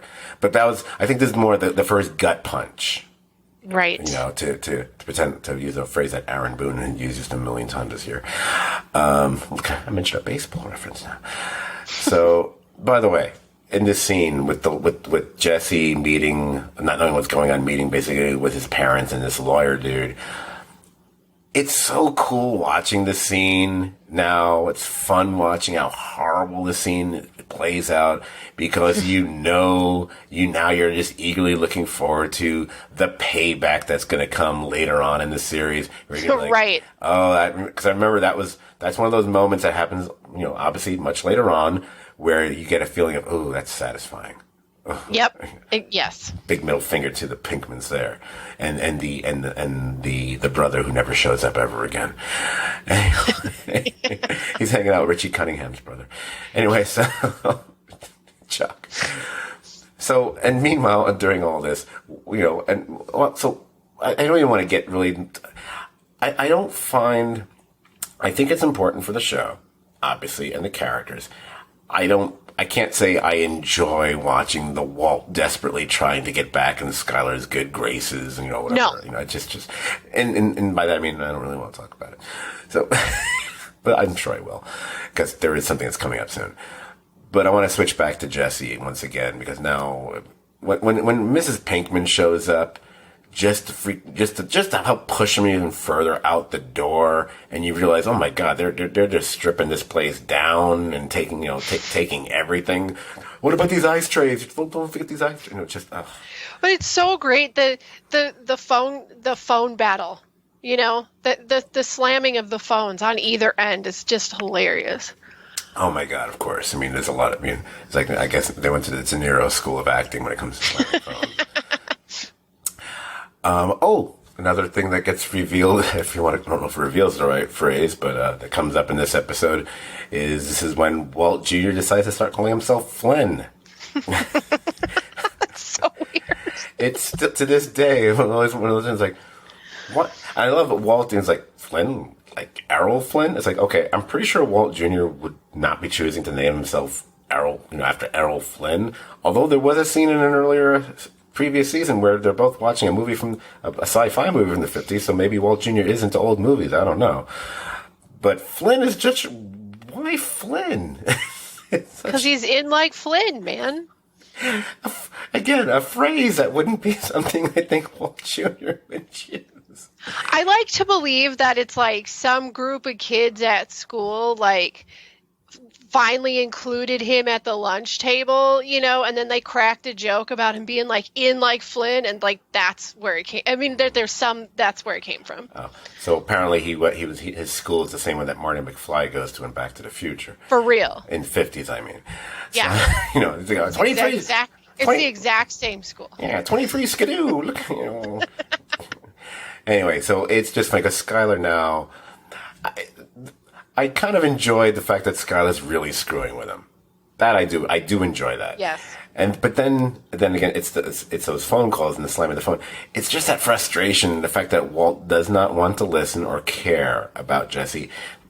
When you rewatch it, it's just so much more palpable at this point in time in the episode and then you rewatch. So this leads to Jesse. He shows up at his old friend Paul's place. Paul is clearly all settled down. He's got the wife and a kid. He's long past his days of playing in Twathammer. Oh, Twathammer. Oh, Twathammer. Such a... How do I not have a Twathammer show? Just realized it. Oh, go with that. Better make that happen. But that look on Jesse's face when the wife comes home and just simply asks Paul to help her with the bags in the bedroom. And yeah, you knows. And it's like, oh my God. So I had the thought, and I still have it to this, I had it then, I had it every time I've rewatched the season, and I had it this week when I watched it again. I'm just thinking, so wait. Badger, Skinny Pete, Combo, even Crack Whore Wendy, not one of these people could let him crash just for like one night? Really? I know, especially if you've watched the entire storyline, his entire storyline all the way up to El Camino. You're like, how do you not have a place to crash? How does Skinny Pete not let him couch surf? Right? How's bad that? I know it's the convenience of the story, whatever, but come on. Yep. Anyway, continuing his bad run of luck, his bike, yeah, that's gone. Which, oh, by the way, it's not just his bike; it's his box of stuff. All of his stuff, his records, and all of it. His remaining, his few remaining possessions at this point in time. So literally, all he has now left to his name is the lab equipment and the RV or something. By the way, so at this point, because when now let's see if I got this right. He paid Clovis $500, and at that point he was supposed to pay him another $500, and he hasn't as of yet. Right.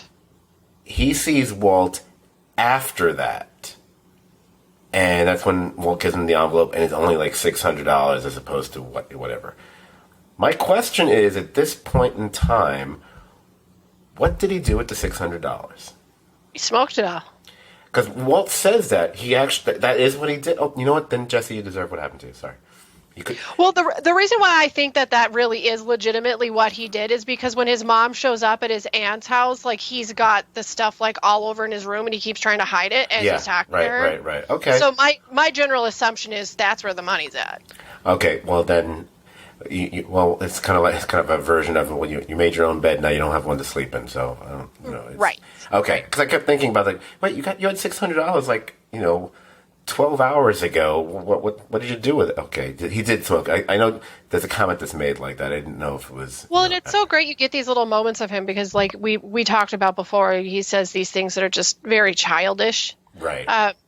And you kind of you can easily roll your eyes at him, and he's really young. I mean, he really is basically still a kid in the great big world. Mm-hmm. But when you see him interact with his mom.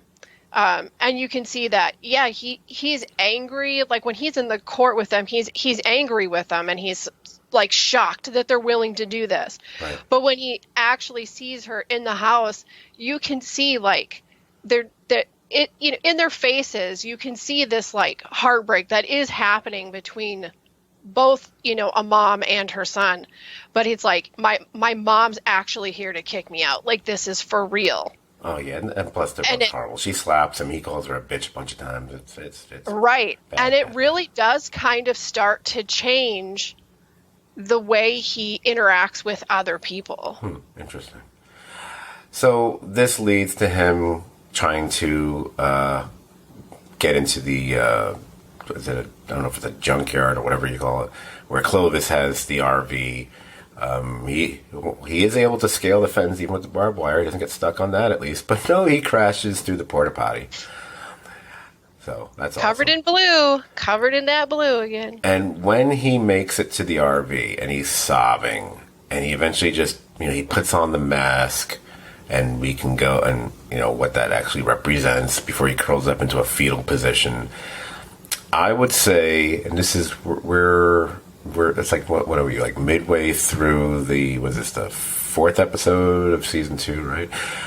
I think that's the saddest moment of the series so far. Oh, that moment. I would agree. I mean, because it's heartbreaking, and even though part of me is like, well, if you hadn't spent the $600, I'm sorry. Anyway, so we move from that.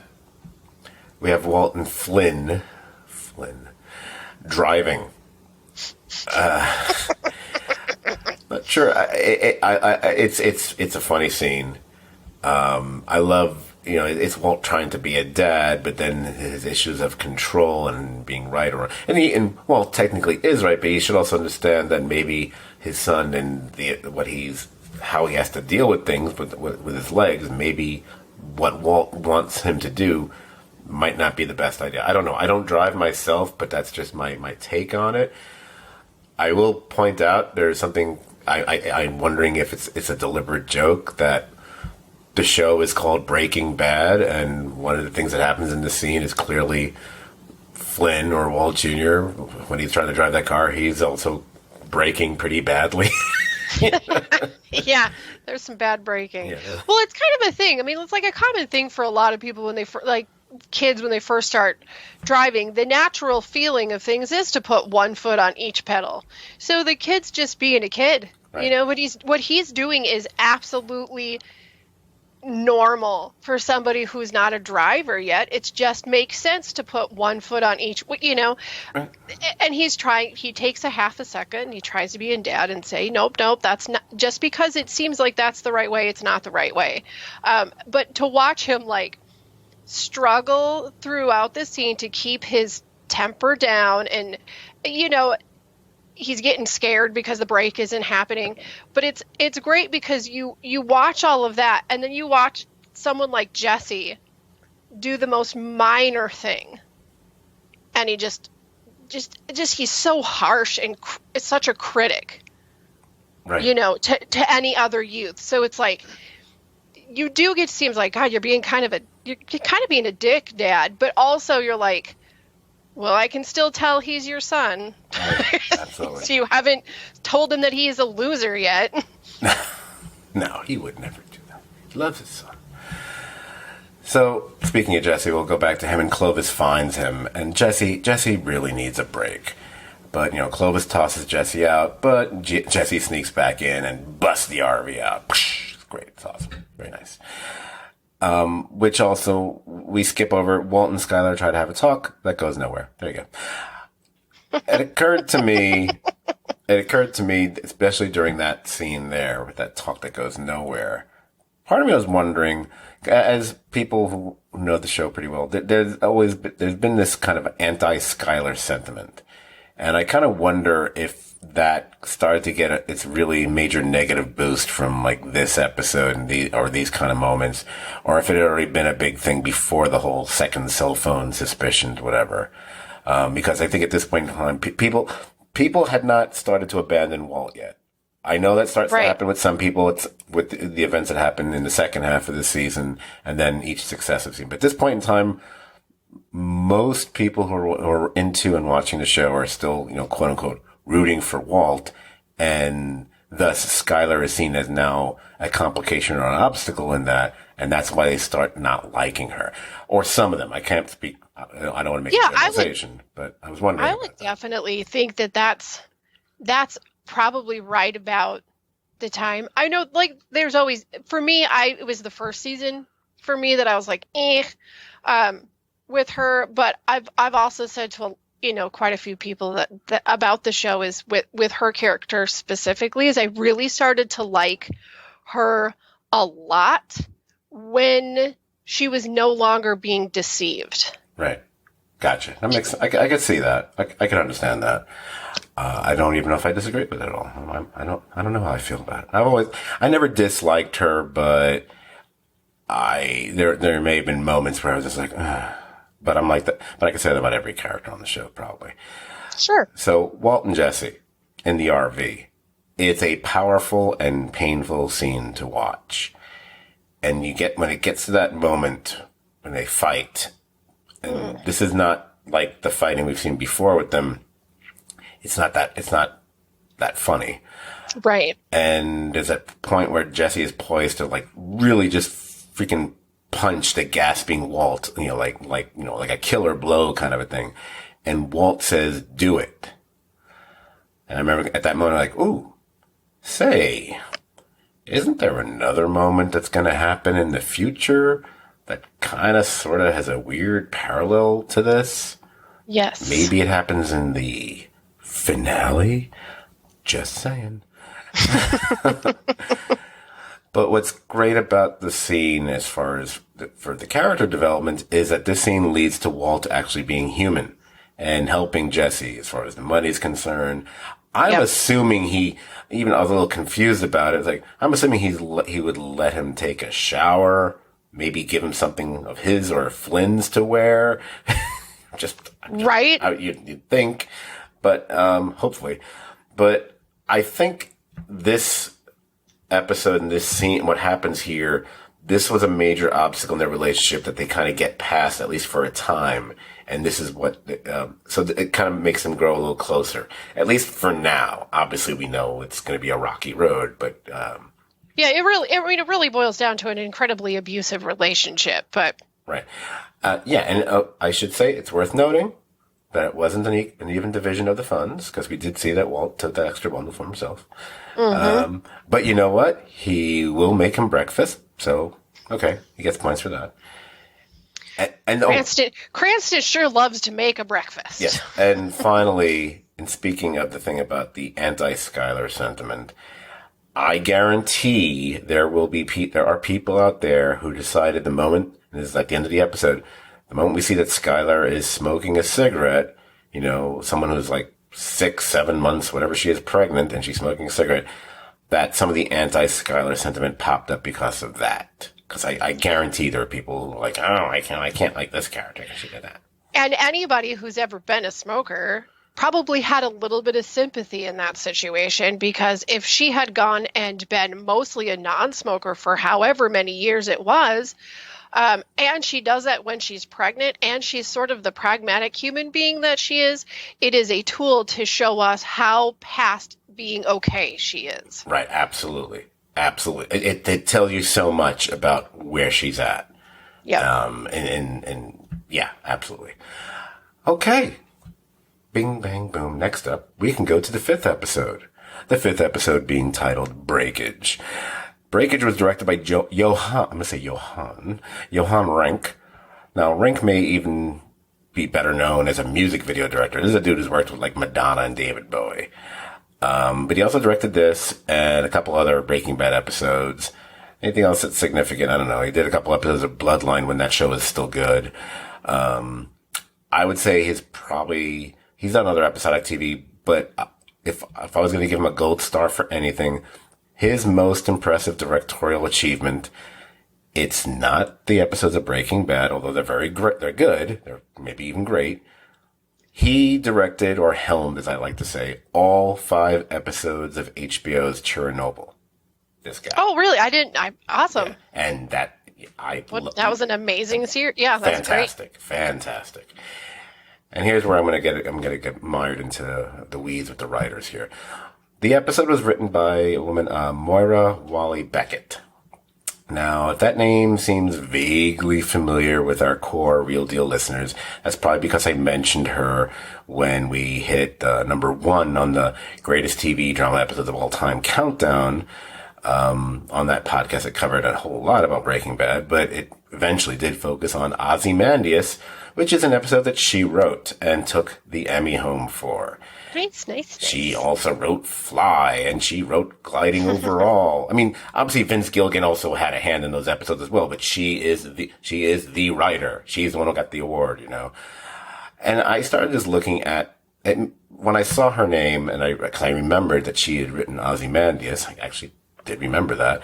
I kind of just, then I started to look a little closely at the writing team with Breaking Bad. And you realize that they have this small team of really fantastic writer-producers. And those are the names that we've heard on this podcast, like, obviously Peter Gould, George Mastras, Sam Caitlin, and Moira Walley-Beckett. They've all written at least 10 episodes each of the series. Then you get into the other names, which either you watch this show or some of them you might have heard when we talk on Better Call Saul. You're like Thomas Schnauz, and you also got Jennifer Hutchison, Joan Sivan, who I mentioned, and Jay Roberts, both of them I think I mentioned earlier. They all wrote between like 4 and 7 episodes. And that's pretty much it. You have like one weird I don't mean to say that she's weird. There's one outlier, Patty Lynn, who wrote 1 episode of the show in season 1, but everybody else has like multiple shows under their belts. Now you're saying, why are you telling me all this? Okay, I'm telling you all this because that way, from this point on, other than just saying the name, I'm probably not going to get into the other writing credits of any of the writers in Breaking Bad because I don't think I need to anymore. Directors, I still will because there's actually 25 different people who directed Breaking Bad episodes over the course of the series, and they're very interesting and varied people. By the way, if anyone cares about this sort of thing, Michelle MacLaren is the person who directed the most Breaking Bad episodes. So she kind of like the way, like, was it like Jack Bender for Lost is probably the guy who directed the most Lost episodes. She's kind of like the Jack Bender for Breaking Bad, 'cause she directed 11 of them, I believe. Okay, got that out of the way. Sure, someone cares. So now let's move on to Breakage, and we get this cold open of, I actually wrote presumably Mexican immigrants. Why am I being so PC with this? We know what. Anyway, they're making their way down a river onto the shore, and one of them finds that little lucite cube with Tuco's twinkling grill encased inside. So once again, this kind of falls under the, we're getting a little of a flash forward category. Even if the overall event of the scene is meaningless and unimportant. Which again is not the first time they've done something like that, and it won't be the last time.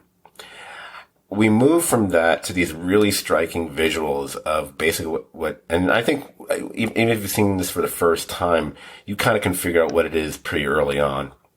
It's the chemo fluids that are making their way, through the tubing, into the bloodstream, and it dissolves over this really great close-up of Walter White's face. The composition and how they do that is really nice. And it's reasons like that why I'm pointing out, because even the directors do have a strong hand in the overall cinematography of these shows. Well, and these are the kind of shots that that we know their work. We know who we're looking at. We see it in Better Call Saul. Occasionally we're going to get something where the scene starts out inside of a blender. Right. And then again, they're still being different and interesting with this, because then they go from a slowed down motion to time lapse sped up motion, and which eventually builds to Walt having a sit down with his doctor. Of course, we know that, unlike before, Walt is there by himself. And, of course, Walt is going to lie to the doctor about how things are between him and his wife. This is one of the few instances the lie is not only understandable, it's something I suspect most people would do. You're not going to talk about your private matters with your wife with your cancer doctor of that nature. Although it should be pointed out that they was it Skylar who in a previous session, she kind of brought up the Walt being a bit more frisky. Yes. And the look on his face during it was like, yeah, you didn't really have to point that out, honey. And what follows is, it's another one of those things I love about this show, and they absolutely continue that tradition on Better Call Saul as well. I love these little moments. They're like these little gem things that are just, hey, here's a funny idea, let's do this. Like Walt waiting for that bill to print out. And how long it takes, and she just, the little nice lady just keeps looking at him, and then she gives him that hope button, and you're just going, oh. We can make payment plans. We can arrange for payment plans if you'd like. And of course, he immediately tosses it in the garbage. So we see later, Walt's clearly he's working out the bills. After I guess he's figuring out after giving Jesse money and how his fugue state scheme, how much it's costing him to cover his tracks. It kind of looks like he's practically back at square one. And I know it's shortly thereafter that he's having an issue with the toilet, and with the plunger, we discover that someone has tossed a pack of cigarettes in the toilet. Okay, I'm sorry. No one would do that. No one would. No, not the toilet. Yeah, you might throw a cigarette in a toilet. Absolutely. Right. You're not going to throw a whole pack in there. It's not like a bag of Coke and the feds are at your door. Yeah, it's one of those little things where I always joke about things I see on TV. I was like, no one does that. My favorite one is always, and I know there's no way around it usually on, regular television unless you're, pay cable or something. And you can just agree with me and then say, okay, let's move on, Scott. It's the preponderance of, wow, I can't, it's interesting how many women choose to keep their bra on during sex. Because in my experience, that generally isn't the case. Most women I know is like, they're happy to get that thing off them once they're either to be intimate or not. It's apparently incredibly common in TV land. Yeah. This is how it's done. They're asleep, they're lying there in bed with the bra. Keep their bras on and throw their cigarettes down the toilet. Yeah, or they wrap themselves in a blanket when it's summer. I don't know. Anyway, so Hank gets a promotion. He's getting promoted to be the Albuquerque Liaison Tri-State Border Interdiction Task Force. So many words, you can't even come up with a decent acronym for it. So basically, he's going to be splitting time we think, between where he is in Albuquerque and El Paso. And this is what leads to what you mentioned earlier, the panic attack elevator ride. And since you already talked, no, I'm just kidding. Yeah, it's, I love that moment. I'm watching it again because I love the build up to it. You know, how he is when he's walking down towards the elevator and waiting for it. And it's one of those things where, you don't see it coming, and then all of a sudden when it happens, and then when the elevator doors open again, it's like, so well done. It gave me a respect for Dean Norris, another level of respect for Dean Norris as an actor when I watched him do this. Yes. And I agree with you. For me, it cemented my opinion of Hank that had started with what I mentioned earlier, but the way he reacted about dealing with Walt Jr. or something. I was like, and when they introduced this as a thing, I was like, ooh. Right. It's like those little tiny moments that they say, oh no, you should like this guy. And we're like, are you sure we should like this guy? And then you go through that and you're like, okay, I'm starting to see, like, he's really human. Right. And but now it's like, it's such at this point in time, it becomes such an interesting situation. It's like, there's so much interesting character development we're going to get that, again, if you're watching the first couple episodes of season 1, you're not expecting them to do that with this character. And now you realize this is opening up so many more possibilities, and a lot of which we'll see on display in a couple episodes, but here's the first time. Now, Jesse. Oh, I made it. I did not write that down, but that is an Odd Couple reference. So everyone out there, I can't believe I did that without realizing it. Jesse.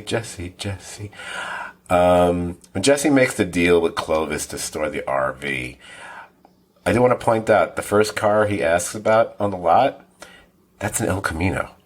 Just wanted to point that out. It's kind of interesting. Very nice. Kind of like more unintentional foreshadowing. Or when they did El Camino, did they remember that? And they decided to, I wonder. But no, what does he get? He gets a Toyota Tercel. Now, once again, I mentioned it before. I'll probably mention it more often a few more times on this podcast. The esoteric, yes, I use my own thing, esoteric vehicular selections that they make, that is such a hallmark of the entire Breaking Bad universe. Yes. I mean, we talked about it before. Everything from Walt's Aztec to, Jimmy McGill's, the Suzuki, or what we see Saul is going to be driving later on when we meet him later this season, and so on and so on and so on. The car, or that ridiculous 80s little car that freaking Badger has, which I totally had forgotten about, and I couldn't stop cracking up. Like, dude, that car is clearly too small for you. Anyway, I just love that it's the Toyota Tercel, and that will play a part in a clip that I'll be playing shortly.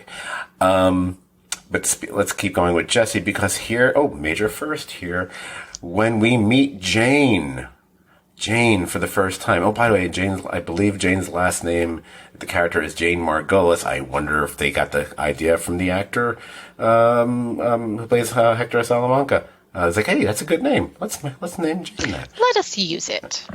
And speaking of names, okay, it's not quite as funny as Cowhouse, but Jesse deciding that his last name is Jackson and not knowing or realizing Jesse Jackson, right? Even recognizing what he had done. And Jane's just like, really? I love it. Oh, and speaking of things I love, what might be one of my favorite things about this episode, which no one would have expected me to say. Speaking of Hank, my man, we could be pals. It turns out this is what made me like Hank more than. Not his panic attack. I don't care about that. Not him trying to be a good uncle to the kid. Nah, I don't care about that. Not him being stuck with a crazy nut, kleptomaniac nut like Moraine. I don't care about that.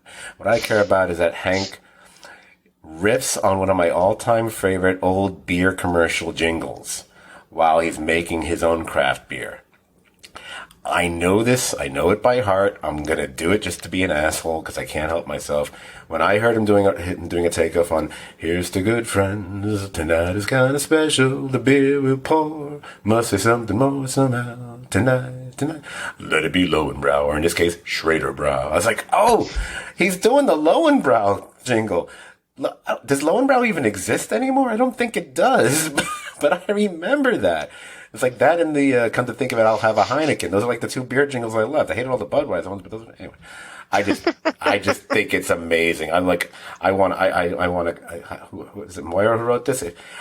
I don't know if she came up with that or that could have been a Gilligan thing. I could totally see him coming up with that idea. I just want to shake their hand like, oh, come on. That's brilliant. Schraderbrow. Let it be Schraderbrow. Oh, you're so good. Anyway. That's how I get that out there because, it's my podcast. So I'll do whatever the fuck I want. So we appreciated how in an earlier episode we saw that there was more depth to Hank, beneath, like we've been talking about a bunch of times already, that beneath all the bluster, that he's a good person.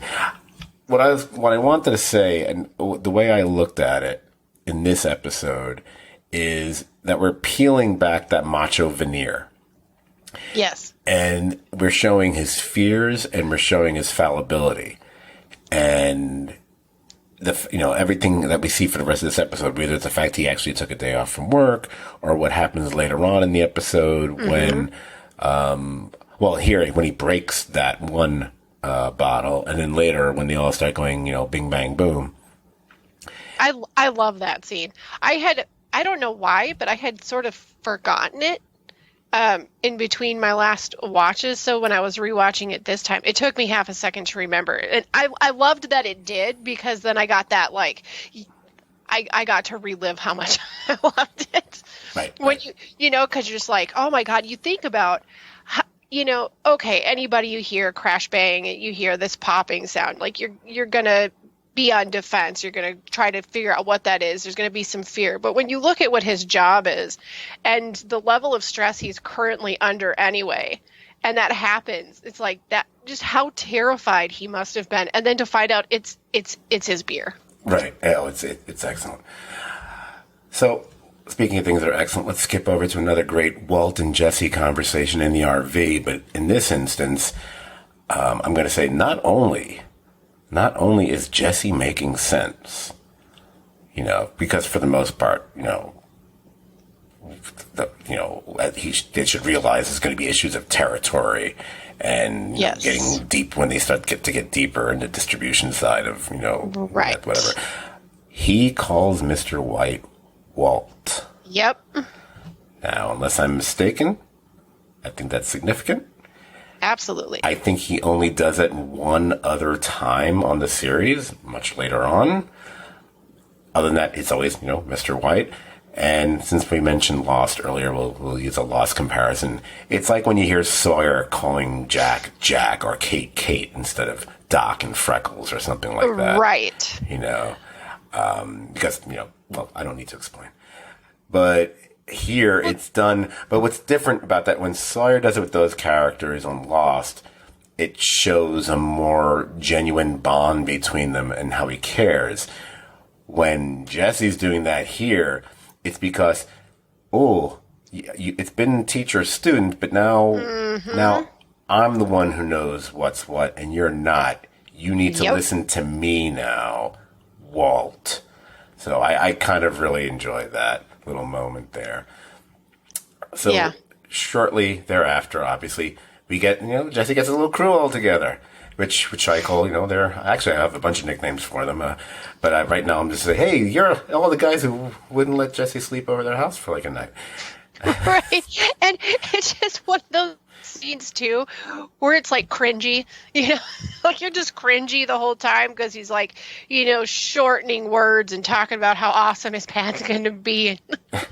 It's like, ugh. It's in a word, cringy. But love it. I just love the simplicity of it. Again, what was I saying earlier about how Jesse seems like he's a kid playing criminal? Yep. So, I'm sorry, he gets a couple bottles of soda and a bowl of pretzels for them. And that's like a nice bowl too. I'm sitting there going, like, he has nothing. He doesn't have anything, but he has got a very nice pretzel bowl. Oh, he clearly bought the bowl when he bought the soda and pretzels because he wouldn't. He technically has nothing unless that bowl came with the lab equipment. I'm pretty sure he doesn't have anything. But I almost wish it almost should have been something sillier, like something I hate, like cheese doodles or something, because it just feels like a kid setup. To me, it's like right. You're not gonna have a bottle of booze, but I know, don't want to talk business, but no, businessmen have drink anyway. So, speaking of drinking and eating, we'll switch over to the other kids and Walt and everybody else, because they're all dining al fresco at the Schraders. You also notice that Walt is already checking the car lighter in the end. Yep. Do cars still have the lighters in them anymore? I don't. Or have they phased that out? Yeah.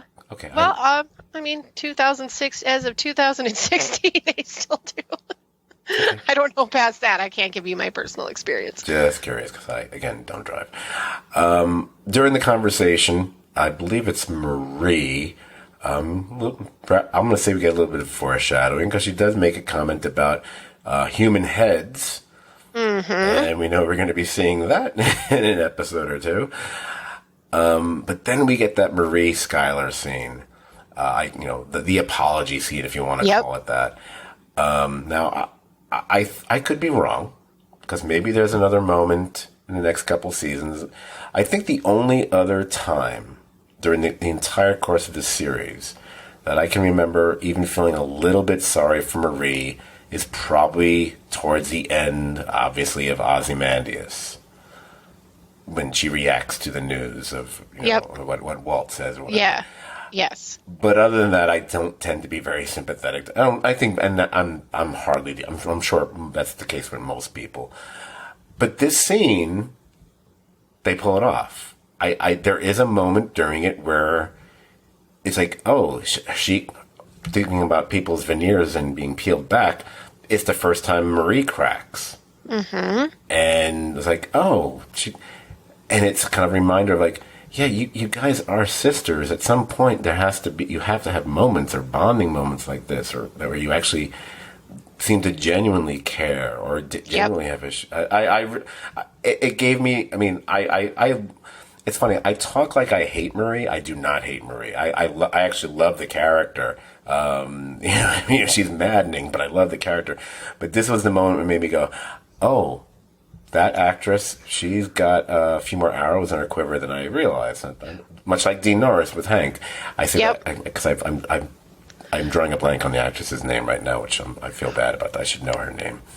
Well, she's a thing like, again, okay, she's shoplifting. Like her big crime to the world isn't that she's selling drugs to kids. Like, let's use that as comparison. She's shoplifting. Why is she shoplifting? Like, what does that tell you about a person when you are a grown adult and you clearly have finances to buy nice things? Why would you shoplift? What does that bring you? And no, though we never really get to hear any true backstory of their childhood or anything like that, one, I think it definitely shows a difference in how each daughter was probably treated by whichever parent. Mm-hmm. And then also the way that the people that they married, like their spouses, and what that represents to the world. They have a teacher and a cop, but she's got this secret of shoplifting. If you've ever known anybody that has some klepto tendencies, there's a lot of nobody respects me behind that kind of with that kind of trouble. I'm not respected. And so when she said, you need to apologize, and she's like, well, what about my problems? And she's not technically really a horrible person. She just really is very, very consumed with the lack of attention and importance that she feels in herself. Right, absolutely. So while they're having this great scene here, then we have one of those interesting scenes that's happening outside between between the boys, specific, Hank, Walt Jr. or Flynn. I don't even know what to call him at this point, and Walt. And I'm talking about that little moment where Walt asks Hank about criminals. Where do they come from? What do you think it is that makes them who they are? It's interesting because you kind of wonder what his purpose is by doing that. Is it because it could be a number of things. It's number one, obviously Hank is the authority, something he would have to worry about at some point. So it's good to get insight into how they think. But also Walt is trying to build himself into being a criminal, blah, blah, blah, himself. So he can get insight as far as that's concerned as well from Hank. It's just interesting because it's not... And the irony that is his wife is a criminal. Right. Well, yeah, I guess. She may not be a murderous criminal, but she's a criminal. Yeah, she's just not a felon, is it? Right. Okay. But I also love, how, all of these scenes where you've seen between, uncle and nephew, and then the uncle, spouts off some ridiculous thing about how awesome he is in his job, and then the nephew just, clamors to that and is like, you're so super cool. And then we have that moment again, where he's talking about everything, and, I don't remember exactly what he says, but Flynn says something, and Walt's like, Flynn, no. No. And Hank's like, no, it's okay. But it's really funny because every scene between the two of them up until then has been like, let me tell you something, nephew. And this is the first time we actually saw Hank be really quiet and sort of almost recoil in that adoration that his nephew threw out. Well, and also the fact that he doesn't glorify what he did. It's the opposite, right. And that you wouldn't want. Yes. So that's what's it's another good moment where we get to see his character really toned down and just real. Right. So we go from that. We get this nice little dealing montage. It's a little bit. We speed it up here. We slow it down there, which all leads up to Skinny Pete being robbed by characters we will later find out are named Spooge, and basically Spooge's lady or woman or wife, whatever. She's never actually given a name herself, apparently. Mrs. Spooge. I love that later episode where Jesse calls him Mr. Spooge. Yeah. Now, that leads to Walt and Jesse having, I will call it a remote rendezvous, which certainly sets a few things in motion. And I thought this was kind of a great moment or scene for a number of reasons. So let's give it a listen. Wasn't sure it was you. New car? Yeah. Keeping things on the DL. I'm guessing this one doesn't bounce.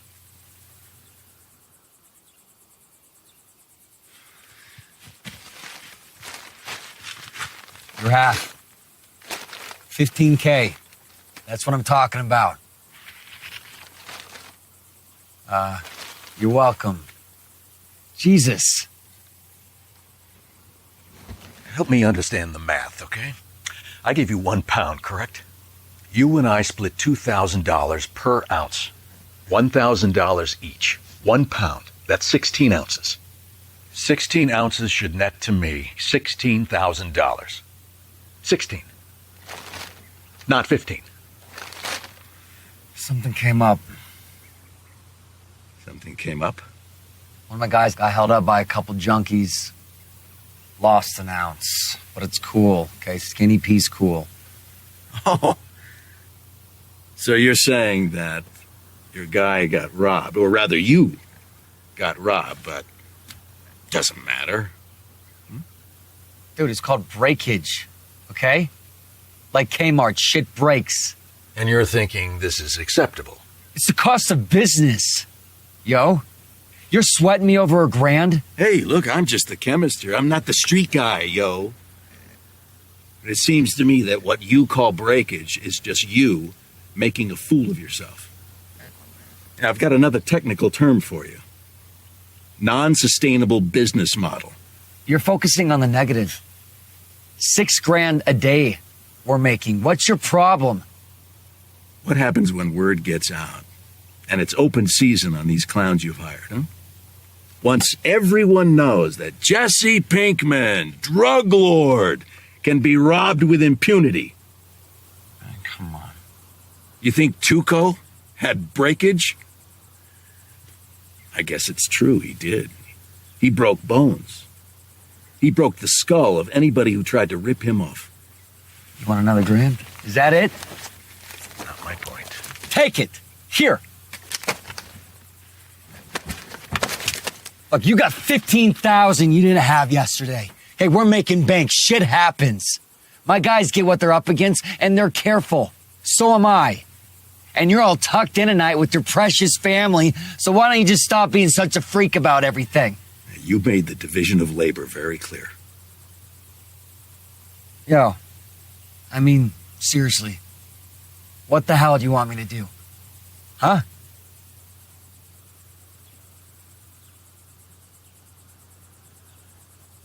I just realized, aren't there a number of times Walt says something that begins with, like, help me to understand this, or help me understand the math, or something like that? He does, it's a thing. He does it a lot on this show, if I'm not mistaken. I don't know if I'm pretty sure he might have done it already, and I just wasn't really keeping track of it. I didn't have it as something I was going to keep tallies on.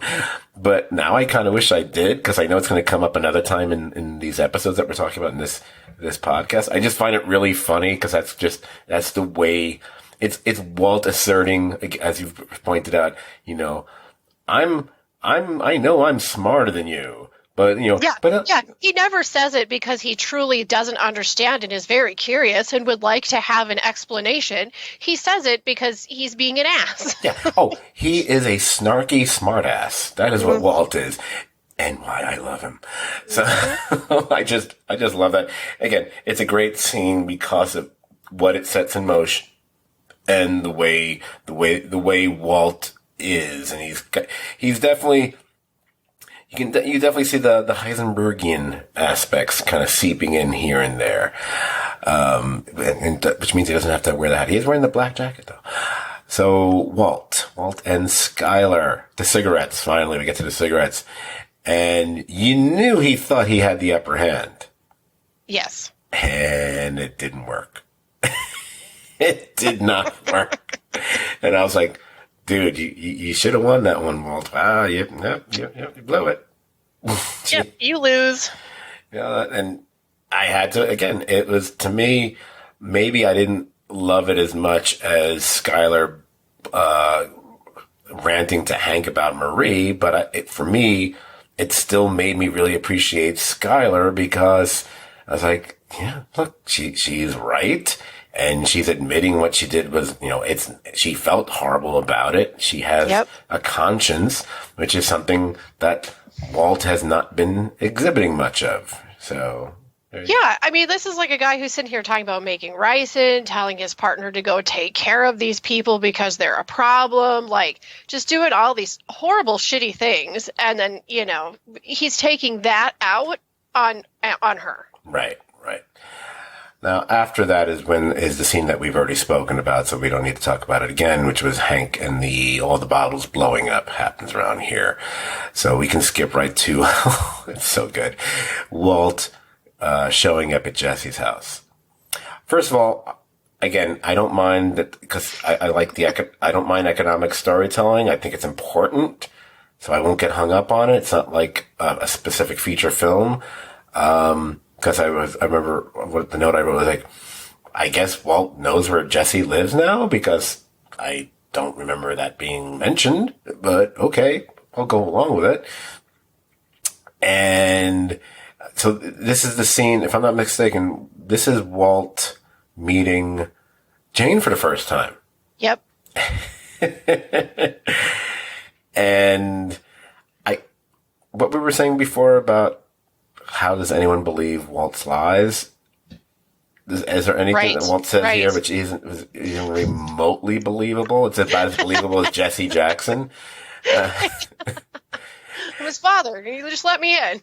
Oh, and by the way, the fact that when he does, come on in, Dad. One of the first things Walt says, which kind of make just again, how do you not laugh unless there's something wrong with you? Walt's reaction to Jesse Jackson. Yes. Yes. It's like you don't get. You know, I always have that Nathan Fillion gif in my head. Moments like that, you don't get. But that's, I always love Jane's retort of, "Have you tried knocking?" It's like, oh, Walt is encountering somebody who's actually more sarcastic than he is. There yes. You go. But there's a scene where Walt gives Jesse the gun and he tells him, I want you to handle this. And I will say this is one in a series of times that Walt wants Jesse to do something that's really not in his nature. It isn't. It just isn't. Like, drugs is one thing. Messing up his own life or whatever, like, he's great at doing that. But Jesse doesn't like hurting other people. Right. I mean, we can draw a direct line from this to basically how season 3 is going to end. It's like, oof. Right. But, and it's just, again, it's these little significant pieces because I think they're important not just for the storyline of this season, but they're important moving forward and what these characters are going to be going through for the rest of the series. And these are just like building blocks of that. Like, so you don't have that scene at the end. You don't have how season 3 ends without this scene here, so to speak. That's the way I would look Yes, at it. exactly. And we follow that with, we actually follow that with the end, which is the moment that pretty much precedes that wacky little flash forward we got in the cold open, where we see Hank throwing I call it the Tuco cube, into what I presume is a river, because I don't know what else it would be. And that is the end of Breakage. So now we can move on to episode number 6, which is quite the episode. It's Peekaboo. Peekaboo. Directed by Peter Medak, I don't care. He doesn't either, I'm sure. He's never going to hear this. This director, he's been around a long time. I mean, this guy, he directed an episode of a TV show back in the 60s called The Persuaders. By the way, The Persuaders is actually a really cool show from the 60s. It starred Roger Moore and Tony Curtis. I mean, come on, how cool is that? But this dude, he's directed episodes of everything. From it's insane, heart to homicide and life on the street. You know, this century he's directed The Wire and Hannibal. This is unfortunately his only Breaking Bad episode. I say unfortunately because he obviously did such a nice job with it. It'd have been cool if he did a few others, but you know, again, super busy because he'll be directing until he's in the grave and watch. Probably died already. I didn't even know it. So what you're saying, he's like the Dave Grohl of directing. Yes, he's the Dave Grohl of directing. Got his hands in everything. Yeah, he's Mr. Grabby Hands. Anyway, we're going to get there soon. And the episode is written by Jay Roberts. So, on to Peekaboo. I knew I was going to say Pikachu. I knew I was going to fuck that up. I knew it had to happen. All right, the cold open is as straightforward as it ever gets for this series. That's Jesse meeting with Skinny Pete to get the location for those junkies that ripped Skinny Pete off. And you love the silliness of like Skinny Pete kind of does that. He channels a little bit of gangster speak with a line like, these two, they need to get got. It's like, no, shut up. And again, it's when I said about the little things, like, the thing with Walt and the bill printing out and the lady looking at him, Jesse getting himself ready outside the door of that house and then the mail carrier showing up. And he needs to move out of the way so she can put the mail in the box and have a nice day. I love that. It's again, it's those little things that someone had to think of that. It's like, oh, that would be kind of a fun little thing to put in here just to show the whole bizarre, weird nature of everything here. Yes. So Jesse, for whatever, he breaks in because it's daylight, so clearly no one's going to hear breaking a window and everything. And that's when he meets that kid. And we know, because if you've already seen the show, you already know Jesse has a soft spot for kids. He does. His brother, stuff with his brother, of course, and then stuff we're going to see with a certain kid, in subsequent seasons from now. And, it's something. Again, Jesse, he refers to him as his dad as Mr. Spooge. I now kind of I want that on a t-shirt or something. TV show, Mr. Spooge. So, switching from that madhouse to the White House, or White Household, because I don't even think I'm talking about, Pennsylvania Avenue, Skylar had just missed a call, and calls back an understandably confused Gretchen. And it's one of those things where it's like, oh, there's another one of, Walt, you didn't anticipate this happening, did you? And I love it. And another one of those, revealing. It's another one of those things where, could you have handled that better? Probably, yes. But we'll get there. But again, he thinks he's smarter than all of them. Right, exactly. But speaking of Walt being smart, he's at school. He's returned to teaching. The assistant principal, Carmen, who always does seem like she's got a little bit of a thing for Walt, quite frankly. Yeah, I agree. I've always questioned, like, is this like a thing? Is this, It's very interesting. And he's teaching his lecture, or whatever you want to call it, and we talked about this a lot in the previous podcast, Breaking Bad podcast, I should say, is that the lessons that Walt teaches in class always are somehow a parallel or emblematic of what's going on with him. Right. Now, what's interesting about that is this lecture is about carbon. And you're trying to decide what the lessons are that are about Walt. What do we take from this? Now, there's a couple ways one could go. He talks about the person who invented synthetic diamonds. H. Tracy Hall, who should be pointed out, a chemist who invented synthetic diamonds, but people don't remember him or give him the credit or what he did, which sounds a little bit like the way Walt feels about himself in Gray Matter. Definitely. And maybe it also is what propels him from here to the end of the series about how he feels about his blue meth. His blue meth are his synthetic diamonds. You know what I'm saying? Yes. Yep. Or is it just a bigger metaphor about his place in the universe? I don't know. I'm going to go with the former. Anyway, so Speaking of what we just said, so Carmen, again, what do you make? I mean, she tells Walt that he can talk to her about anything, anytime.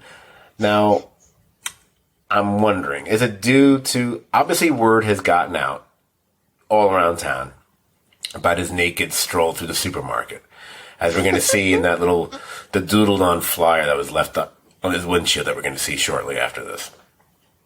So I guess it could be that, or it could be the fact that, well, I think it's kind of like almost maybe like a platonic crush. Yeah. Like she likes him, although she would never do anything.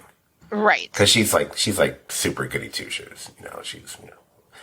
But I think she probably, I don't want to say respect. I don't think respect is the word. Maybe like a little bit of idolization. Yeah. The same way that some students will have.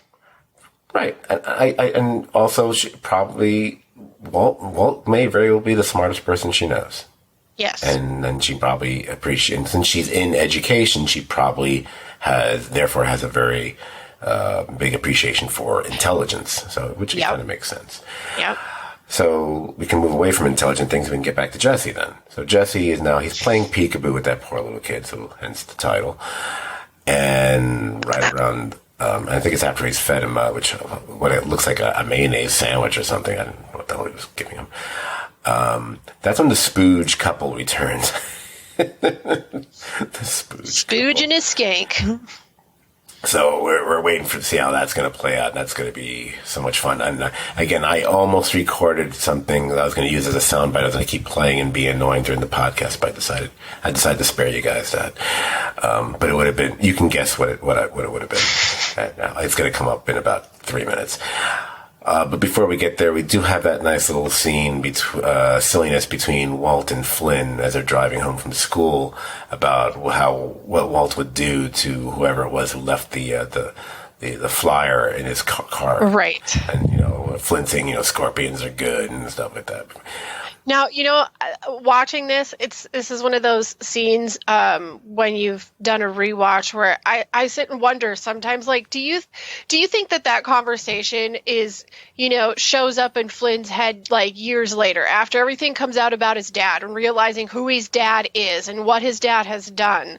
I feel like this is a conversation that he probably has had to talk to a therapist about. That's interesting. Possibly. I did not mean to breathe into the microphone. Sorry about that. So, they arrive they drive up to the garage and they see that car that's parked there. It's Gretchen's car, a very expensive car.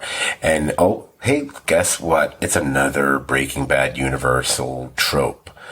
Apparently, every other person has to have a personalized license plate.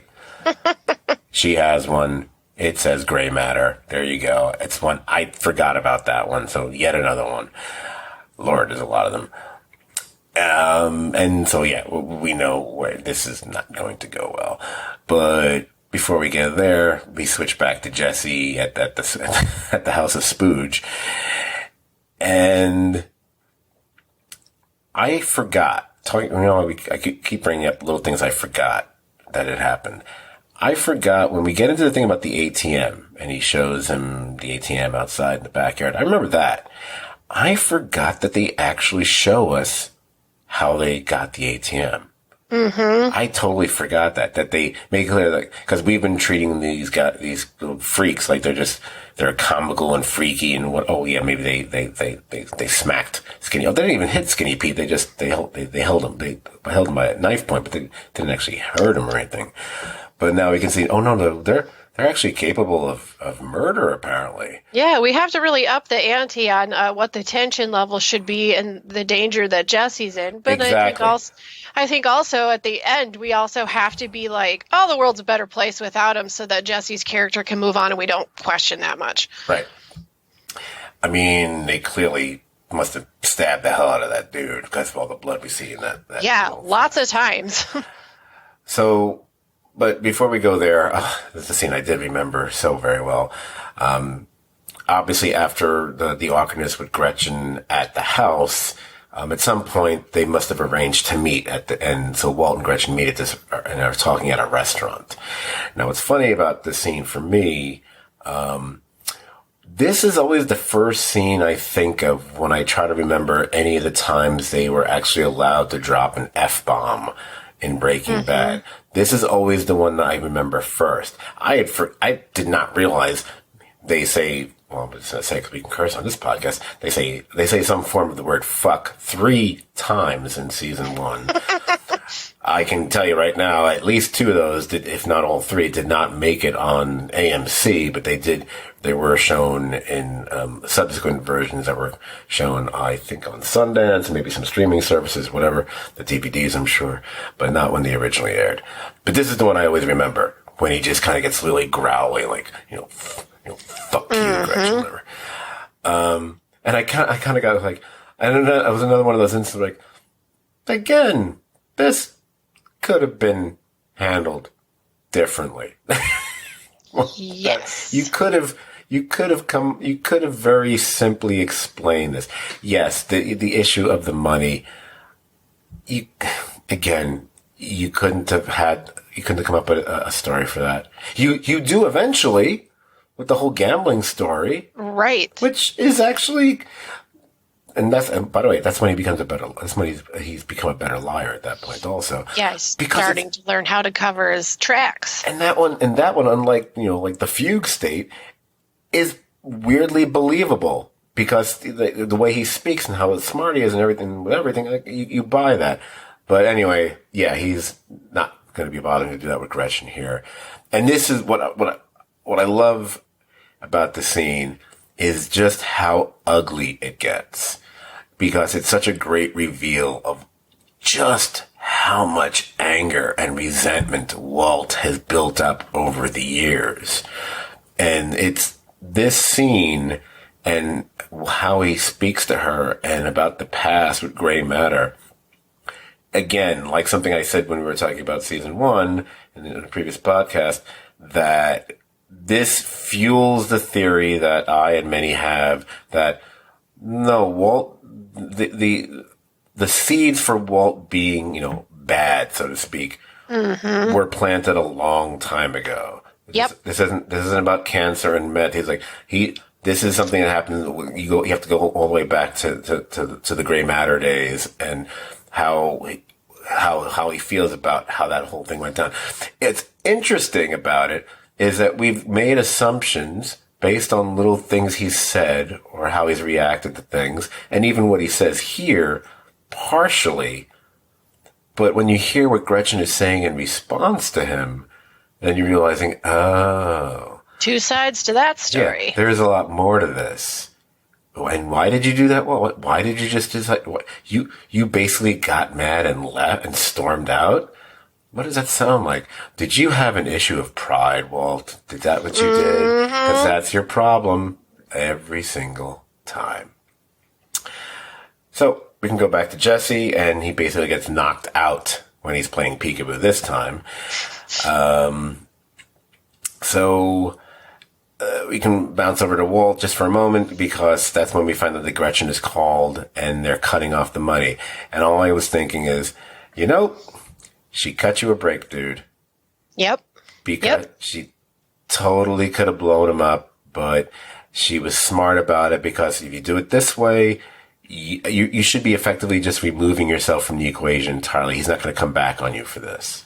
Exactly. Whereas if you did blow up his life and the way he was at his seething fuck you to her earlier, who knows what would happen. Well, and I think it was the last little bit of, I think it was the last little bit of scoop towards the viewer, to prove that these two were not the demons he's painted them as. They're very reasonable people. But the best part about this whole situation here, and again, it's feeding into just even over the course of an episode or two, Walt being a bit better liar.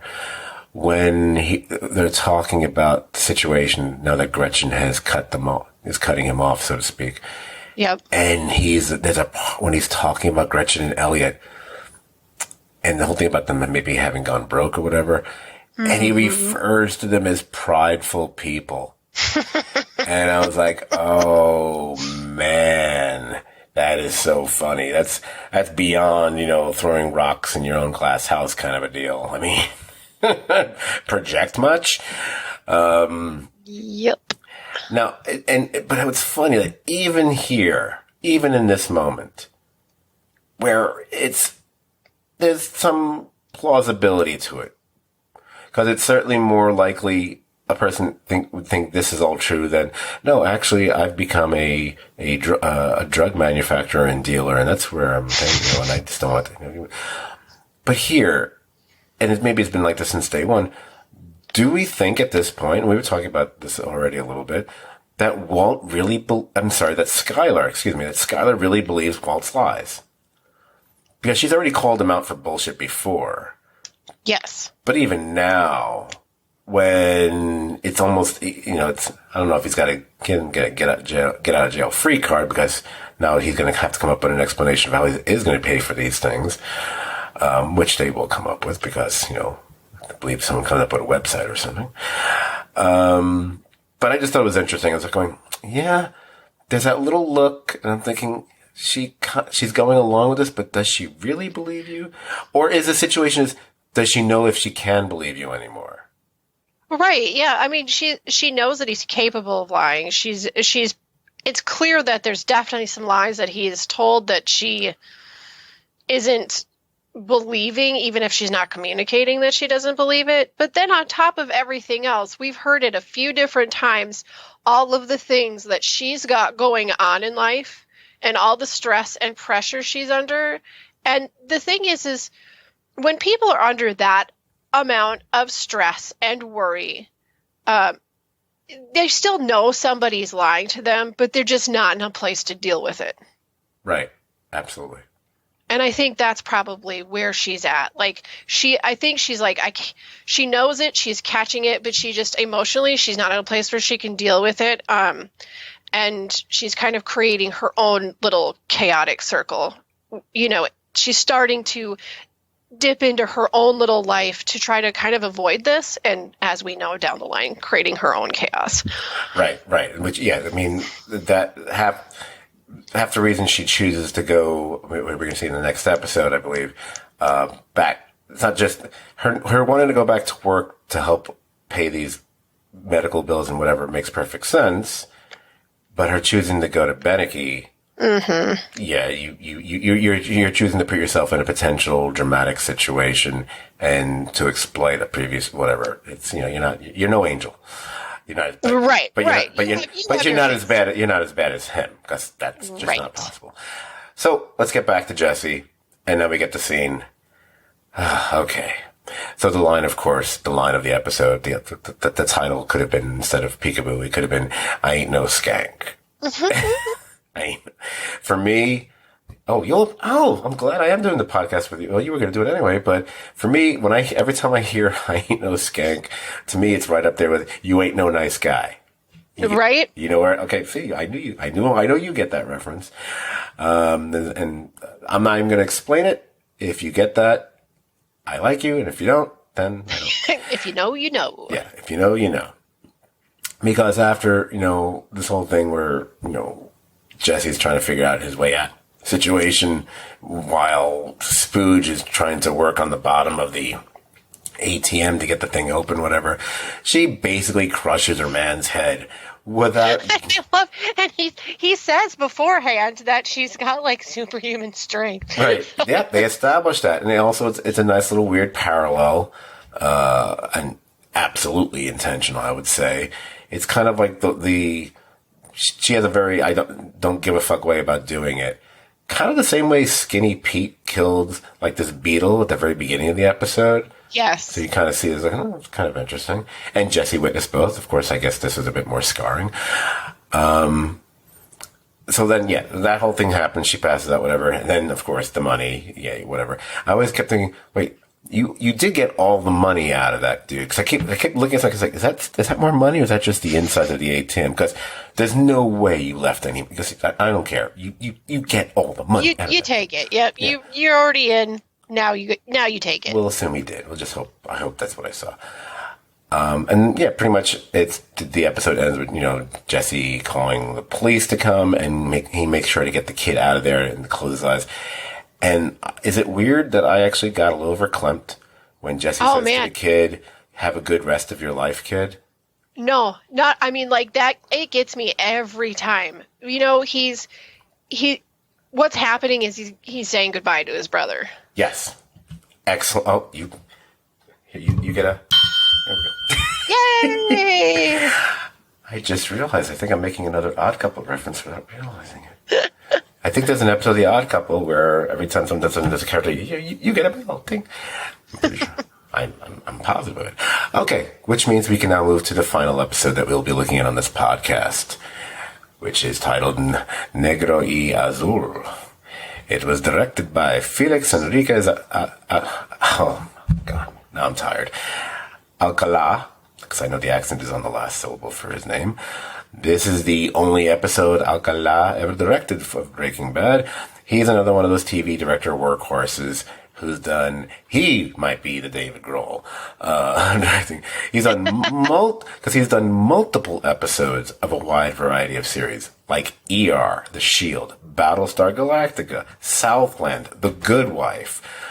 But the reason why I wanted to mention a little thing about him, too bad Dan's not here, this dude, he directed the infamous and probably little seen 1997 version of Justice League of America. That's the weird, crappy, bizarre movie that has like David Ogden Stiers, the guy who was like, Charles Winchester in MASH, as John Jones, the Martian Manhunter. And Stiers was not svelte at this point in time. And there's a few other people I've noted. I think Miguel Ferrer is in it or something. But of course, instead of using an actual villain like the Weather Wizard, he's calling, it's the Weatherman. It's like, what is this, a Sesame Street villain? It's in a word, troubling. Anyway, it was also written by, I mentioned him earlier, John Shaban. This is the first of 4 episodes Shaban has written. He's actually one of those peeps that Gilligan brought aboard from his X-File days. So that's kind of notable about him. And he's also written and executive produced numerous episodes of, hey, another Trek guy, Enterprise, Supernatural, Hell on Wheels, and one of our faves on this podcast, Ozark, which has at least a little bit of Breaking Bad DNA in it, I would say. Top tier. Well, not according to one of our podcasting. We kid. He didn't mean it. No, yes, he did. So let's get on with the episode. The cold open. The cold open of this episode. It's the performance of Negro y Azul, which I'm pretty sure I don't got to tell anybody that means black and blue. You know? Now, the song aside, one could go with the metaphor for black and blue is where this whole story is turning, quite frankly. But about that song, it's a very clever and inventive way of giving the viewer a lot of information. Yes. Disney was onto that so many years ago. Because up to this point, we hadn't really gotten into anything really dealing with the cartel. Other than a reference to it, but not really. Or the fact that what Walt and Jesse are doing is going to be putting them in direct competition with forces beyond the likes of a Tuco. You know, it's just, I think it's very smart. It's just a very smart way to go about it. And then we go from that to, it's Walt in the classroom. But it's after class, apparently, and he's coming down really hard on some dopey kid named Barry, who I guess got a 58 on his chem exam. And way to go, Barry! Yeah, and basically, when Walt drops that "Don't bullshit a bullshitter," it's like, oh, that's truer words couldn't be said for someone like Walt. So, yeah, kid, no, he's not going to let you slide. I had a high school teacher a science teacher who did let me slide, but this guy's not. My teacher was no Walter White. But he was chemistry. No, it was physics. Okay. So Walt apparently has his second cell phone is hidden above one of the ceiling tiles in the classroom. I started to question that, and I realized, oh, no, he has it turned off. And then when he takes it out, he turns it on. And so it's fine. It's like I'm thinking, wouldn't it ring or vibrate? It's like, no, he has it turned off once out there. So it makes sense, I guess, but whatever. That's why he tells Jesse, I'll have this phone on for 15 minutes. Exactly. And that's where we also learn that he hasn't spoken to Jesse since he last told him to handle it. Of course, is when he's going to tell him just to let it go. Of course, because that's. Now, why do you think he did that? Like, why do you think he was so adamant on take care of this and then suddenly was like, just don't worry about it?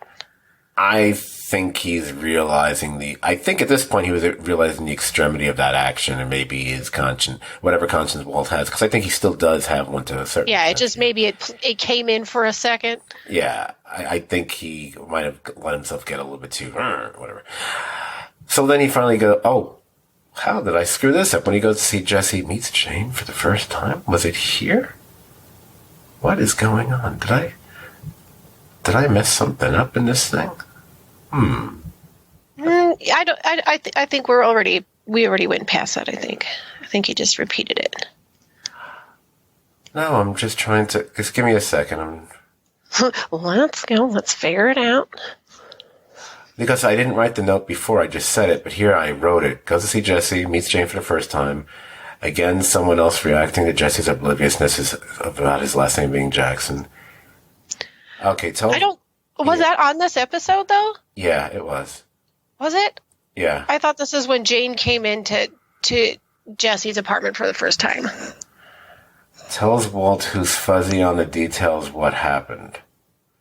Yeah, because he's talking about he could still hear the noise. Right. Of the crush. And this is what because this sets up that Walt will temporarily have to deal with the crew. Although apparently they skipped the part where Walt is told how to contact them or arrange where to meet or anything, because, it just looks like he leaves the apartment at that point. Yeah, this is what I said before, I don't know. That note was wrong. I don't know what that was referencing, because this is the first time he shows up there. Because the reason why he keeps knocking on the door and Jane comes out is because Jesse's holed up there because of what happened in Peekaboo. So my apologies. That's totally my bad. It's okay. I went along with it. It's all right. Accomplice. Okay. See, this is why I put notes. I said something that wasn't in my notes because I just thought that was what happened, and I was wrong. Okay. Anyhow, because he did Jesse's all sorts of messed up from it. He got some post-traumatic. Right. Well, yeah, I guess. Not, he's no Hank, though. His version of post-traumatic. Well, for him, it's just like what anyone would be. We'd all be like, yeah, I need to get stoned and just leave me alone, kind of a thing. That's true. He does have drugs to knock his ass out. Take the edge off. Yeah. So, okay, and I just realized, because I wrote that Walt apparently knows where he lives. Walt just went to his house last time and went right in. This time he was knocking on the door, and that's when Jane comes out. There it is. That was the confusion. I just saw it shows up at the house for the first time. I thought that was the first. I forgot. He showed up earlier with the gun. This is him trying to find out the story. Right. That was. Okay. I apologize to anyone listening who went, what the hell are you talking about? My bad. I'm not going to go edit that. I'm going to leave it as is because who cares? Anyway, Hank is at the El Paso location, and he's not quite fitting in, as I think we would have suspected, although maybe not for the same reasons. Right. Apparently, the character he likes to project to people doesn't quite fly there. It's an interesting dynamic that, it's kind of chipping away at Hank. Yeah, and if anyone's ever been, at a new school as a kid, or you start a new job, it's always a little bit, unnerving anyway, and trying to figure out like what type of people you're around and trying to find a way to fit into that. But this is like a whole other dynamic, because they're dealing directly with some of the scariest of the scary dudes. Right, absolutely. It is funny when they question, and it comes up, obviously it's going to be an issue in subsequent scenes, the fact that someone would be involved, with drugs in this part, in the deep Southwest here, that you don't speak any Spanish. It's interesting. Right. I don't fault Hank for not knowing the language verbatim, or completely. Yeah, but it is a little bit of a surprising, it's surprising. Yeah, I mean, because that's the type of thing you would, deal with all the time. Watch The Shield. Yeah, they're not in Branson, Missouri, for heck's sake. I'm pretty sure Vic Mackey speaks Spanish, on The Shield. I'm pretty sure.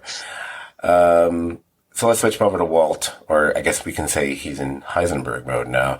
And he meets up, that's one of my phrases, the gang who couldn't shoot up straight. Now, if anyone doesn't get the phrase of the gang who couldn't shoot straight, I can't help you anyway.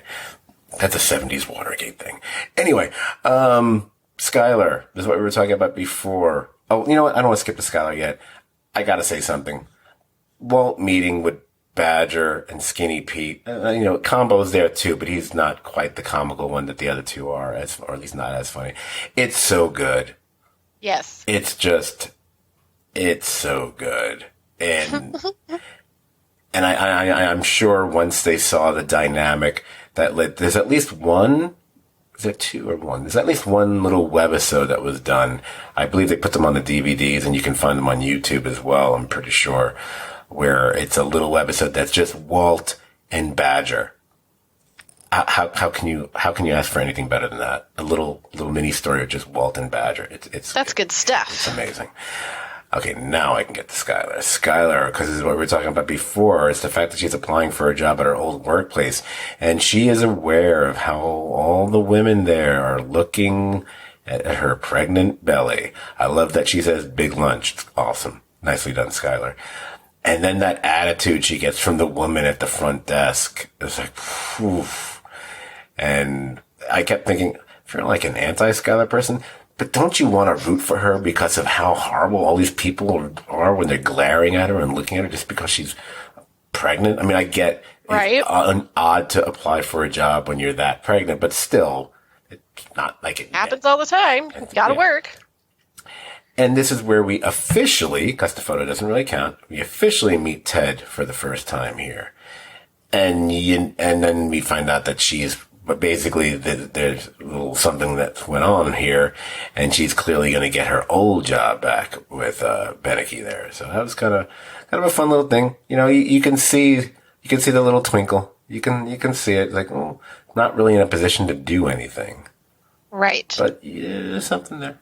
But a little bit more so a little later on, I believe, when we drop the fact of, oh yeah, I split up with my wife. Yeah. Yeah. Yep. Should have let lying rugs lie.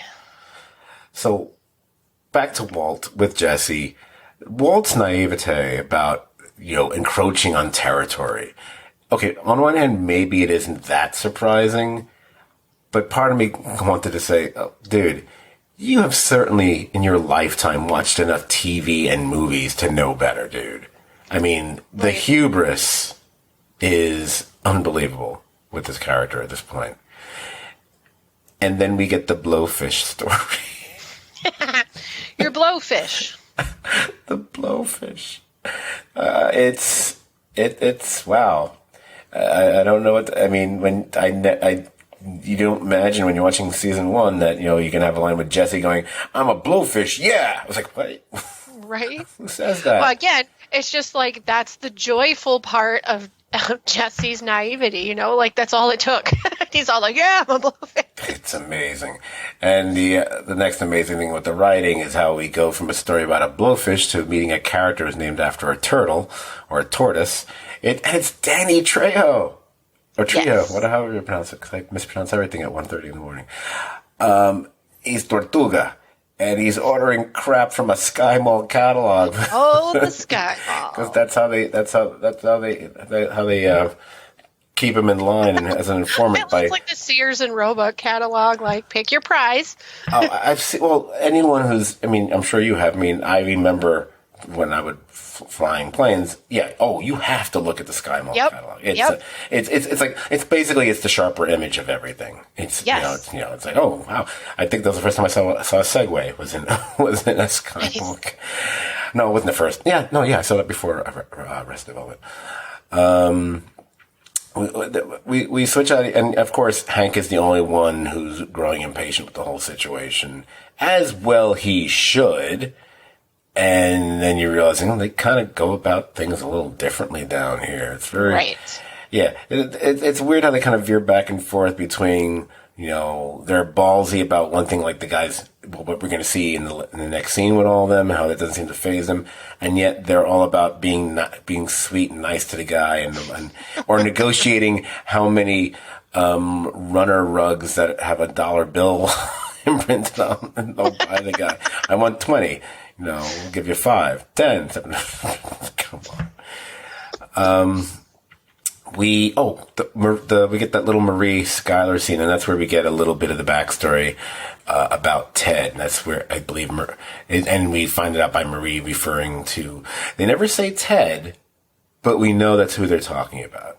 Yes. And that's where we get the phrase "Mr. Grabby Hands," which kind of always stuck in my head. And it's interesting to note that she doesn't tell. Schuyler does not tell Walt until she's leaving during breakfast the following morning that she got another job. Got a job, period, not another job. Which is interesting. Like, you basically, as you're walking out the door, oh yeah, I got a new job. Oh, and it's back where I used to work. And and in that moment you wonder, does he know what happened with Ted? Yeah, he clearly doesn't. I don't think he does at all. I think there was the thing, and that's why she left, and she created a whole story behind it. I don't think she was even, obviously wasn't even honest with her sister. Right. And yeah, well, we see where that comes back into play. Oh, absolutely. So, following that, let's get to one of my other little odd favorite moments of the episode. It's a little scene between Jesse and Jane out, sitting outside the house. Now, I would say for the first season and a half of Breaking Bad, the costume designers and the wardrobe people for Breaking Bad, they must love, or must have, because it's way back when, they must have loved doing the Jesse Pinkman stuff. Yes. I mean, the outfit he's wearing is, I don't even know what to call it half the time. But this little scene between them when she's there with the sketch pad, you're a really good drawer. And I love how he says it too. Like. and the fact that she obviously sarcastically repeats the word when she responds to him, and he doesn't pick up on it, much like the Jesse Jackson stuff. Right. It's like, oh, you used to be a drawer too. And that's where we discover, as we might have guessed from just the what she's drawing, she works part-time at a tattoo parlor. I love the fact that Jesse asks her, what kind of tattoo artist doesn't have any tattoos? Because I remember when I saw this for the first time, before he said that line, that was the first thing that occurred to me. It's like, she's a tattoo artist, which is funny because there's a girl, and I say that because she wasn't even 21 yet when she did it. I think she was 20, who actually worked on a lot of the tattoos that I have. She also didn't have any tattoos. And I remember there being a conversation, and I said, and I actually said, it kind of makes sense because unless you're doing the top of your thigh or something. Yeah, you're not doing them yourself. You can't do them yourself, and why would you want someone else's art on yours if it's. So I get it, but it still seems to be unusual. It's more uncommon. Yeah, it's not as common. What's really great is when you get a tattoo artist that is afraid of needles themselves. Right. But her line, I didn't put it down here, but I know she has a line of like, she wasn't into that long a commitment. I was like, oh, that's too much a commitment. But here, what happens after this? Okay, first of all, how bizarre is it that some random biker dude just happens by, Sons of Anarchy over there, he somehow recognizes Jesse and calls out them, yo, you're Pinkman, you're the man, or whatever the fuck he says. Right. And then after that, I did it again, sorry. The ridiculously silly way that Jesse just slinks off the porch when Jane is like saying, oh, I thought your name was Jackson. Pinkman.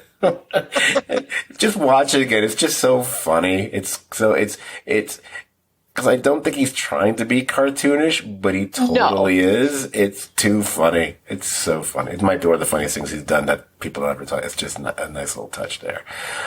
So we go back to Hank, and he's continuing to not make a great impression on the El Paso Border Task Force. And that's when Hank, he initially thinks he spots Tortuga through his binoculars, but then upon slightly closer inspection, we realize it's just Tortuga's head slowly moving on top of a tortoise. It's so fun. I don't know. It fits my dark sense of humor. So, I mean, every time I just crack up. Oh, it's brilliant. You don't got to tell me about dark sense of humor. I would tell you a joke I just told someone last night, but I might offend some people on the podcast, so I'll wait till after it's over. And then after the reactions of, between Hank's reaction and how they're all kind of mocking him, although these guys don't seem like the same guys who were in that hotel room. It's a different, that doesn't quite gel with me, but I let it go. It doesn't matter because there's not going to be that much left of them in about a few seconds because boom. And yeah, we get that little, oh, look, it's Saving Private Ryan all over. It's the beach at Normandy. All right. So we I love that his panic saved him. Oh, absolutely. And hey, I think he does probably save that guy's life by doing a tourniquet on him because that guy would bleed out unless he dies, and I just don't remember. Oh, yeah. Although I think we never hear about it. So let's switch back to that science museum, that exhibit. By the way, if you're listening, you can actually, at the very beginning of this scene, you can hear the recording is talking about Heisenberg, the guy behind the stuff there. And that's when Jesse is meeting with that's when the king, Jesse, is meeting with his princes and dukes. Badger wants to be a knight. I'm like, oh, Badger, you sweet dumb fool. And I realized, I just remember what the next episode's going to be. Oh, the next podcast is going to be so much fun. Although technically we've covered that episode. Anyway, but that's when Jesse lays it out, like, basically channeling Walt or kind of repeating. I'm sorry, that's not what happens. It's Walt saying this to Jesse later on, when he basically tells him, corner the market, then raise the price. It's simple economics. And that's how they're going to be making, more fat stacks. And after that, Skylar's head, that's when we finally split up with his wife. Who cares? But there's that look on Skylar's face where you kind of go, I wonder what she's thinking right now. And and part of me wants to go, dude, she's what is she? 7, 8 months pregnant at this point? Yeah. But then she's like, yeah, but she's not going to be pregnant forever. Anyway. Nope. She's not an elephant after all. And then, which leads to the final scene, and it's another Jesse Jane scene. This time they're in the back of the house instead of the front. And I believe that's where Jesse basically confesses the obvious. It's the no, really confession about his name, about the fact that Walt isn't really his dad. And you have that little thing like, you want to check out my new TV. And then you want to check out my new TV that's not hooked up to cable. Right. So they're just sitting there and, in lawn chairs essentially. And you get that nice little oddly touching moment of her reaching her hand out to his. And that's the end of the episode. It's like, oh. And then it's like, and of course anyone who's watched the show already, it's like, oh, you bastards, you're setting us up for something horrible. Right. And it turns out this episode also showed up in my top 25 Breaking Bad episodes. This one showed up higher than the other. This one came in at number 14. So only 13 episodes that are better. And that is actually all I have to say about that, as Gump once said. So anything else you wanted to mention about that? Or if not, I can move on. Nope. I think you got it. Yes, because it's probably 8,000 hours into the podcast at this point. God will be happy. Who cares? Okay. So did it all for you, God. It's all for you. Just give me a second here to make sure I wasn't forgetting something. I don't think I am. So let's get on with it. So that is a wrap on the first 7 episodes of Breaking Bad Season 2. Okay, so we will be back with our coverage of the second half of Season 2. I believe that's probably going to be released. I don't have a calendar in front of me. 4, 7, 3, 4. I think it's September 17th. You think I would have looked that up and put it in my damn notes, but no, I'm too stupid to do that. As far as any other podcasts, possibilities have arisen. There's definitely going to be the next Breaking Bad one. Depending on our schedules and situations, whatever, I believe me and Brian are going to be tackling Doom Patrol Season 3 when that launches on HBO Max later in September. I don't know how they're releasing the episodes just yet, so I don't know how we'll do it. I don't know if they're just going to do one a week only, or they're going to release a few at a time and then one a week. I don't know. But my guess is they're going to do one a week, so we'll try to cover it if at all possible. There are a couple other shows that are going to be popping up on the radar between now and late September. Unfortunately, I don't think they're going to be able to be covered on the podcast, tempting though it might be. That Steve Martin Short show, which actually I think involves a podcast, among other things, the Murders in the Building, and I'm such a big fan of both Martin and Martin. A friend of mine had suggested that to me, and I was like, I don't know, that's a lot, because this is the same person who's been trying to push me to do a podcast on What We Do in the Shadows, which would be interesting. I love the show. I love it to death, but I feel a little iffy about doing a podcast on a comedy as opposed to a dramatic series. So I don't know if that would work as well, but maybe it's just my own bias. I don't know. I'm the one who thought the podcast should be named Serious TV Drama, so what do I know? Or maybe, I don't know if that was me and Dan. I don't know who actually came up with that. Oh no, we wanted to come up with something that sounded like an STD. That's right. And, there is one other possible, maybe probable podcast project that's going to be coming up later in September. I have not confirmed that it's going to happen, so I don't want to say anything about it just yet. Other than the fact if it happens, it would involve me combining forces with a podcaster from another, probably much more listened to, podcast. And it would be an ongoing thing. But I don't know for sure it's going to happen. So I'm just going to give you that little tantalizing tease. I'm not going to tell you guys what it's about. Some of you will be very interested in it. Some of you will not be. If it happens. Just, for example, of the people who mainly podcast with me on this podcast, 2 of those people, I believe, will be very interested in it. 1 of them will not be. Okay, and that I am going to stop there before I ramble any further. That wasn't rambling. Actually, that was good. And Why the Last Man is coming out in mid-September, which I've been looking forward to for over a decade. I would love to do a podcast on that. I think it might be just too much of a workload. So what I might do, I think I mentioned this on the Facebook page, is depending on the schedule, maybe I'll just make a little 5 to 10 minute segment and I'll attach it to maybe the Doom Patrol podcast, since they're both part of a comic book universe kind of a thing. So I can kind of wedge it in there maybe, because I've been looking for that for such a long time. I just saw a trailer for it on TV earlier this evening and I got all excited all over again. So just wanted to get that fact in there.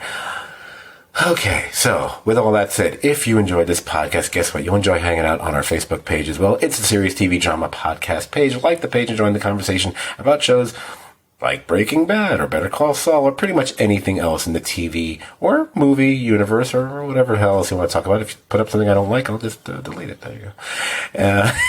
You can find the podcast pretty much wherever podcasts are found. We'll be there. Your Spotify's, your Apple Podcast, iTunes, whatever. But better yet, go to, I shouldn't say better yet, I don't think it's better, but I would say, I personally, because I'm adult, I would just go to stvdpodcast.podbean.com, because that's the one place you can find all, good Lord, 321 of our podcasts. There's actually about 4 or 5 good ones. Finally, you can follow us. Oh, there's a bunch of finalies. You can follow. I want you to please follow us on Instagram. Please do so. I don't understand why. Follow us on Instagram. If you're listening to, follow. Do it right now. If you're still here after all of this time, right? I don't care if you follow me. I don't give a damn about that. And he doesn't. And I've my personal account doesn't have a lot, but I think I might have 2 or 3 times as many followers. It's no. Don't follow me. Follow this. Because I don't need credibility. I don't care about me. The podcast needs it. Follow it. Serious TV Drama. One word. If you're listening to this and you have Instagram, you're not following us, change that now. By the way, if you're also on Twitter, hey, what's wrong with you? Follow us there too. We hardly tweet at all. Why not just do it? Make it. I'm not asking you to give money. We don't do Patreon stuff here. Join us on Twitter. Yeah. Give us a reason. At STVD Podcast. That's STVD as in Serious TV Drama. That's our Twitter handle, at STVD Podcast. Instagram is Serious TV Drama, because I just look better. There you go. Oh, I'm so tired. Oh, Jamie, so thank you for stepping up to the plate. You were going to be part of this podcast all along, but the fact that Daniel had to bag out, so you handled it ably. Of course, I do realize if Dan had been here as well, since this podcast, I believe, will be somewhere in the 3-hour, 15-minute range.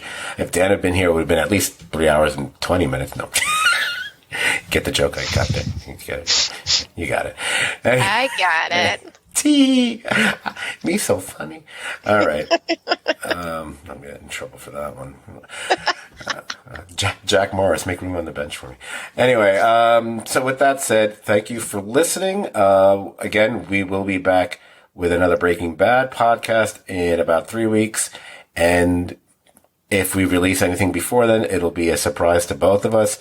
But I did do that before. Go find the one I did. I did one by myself.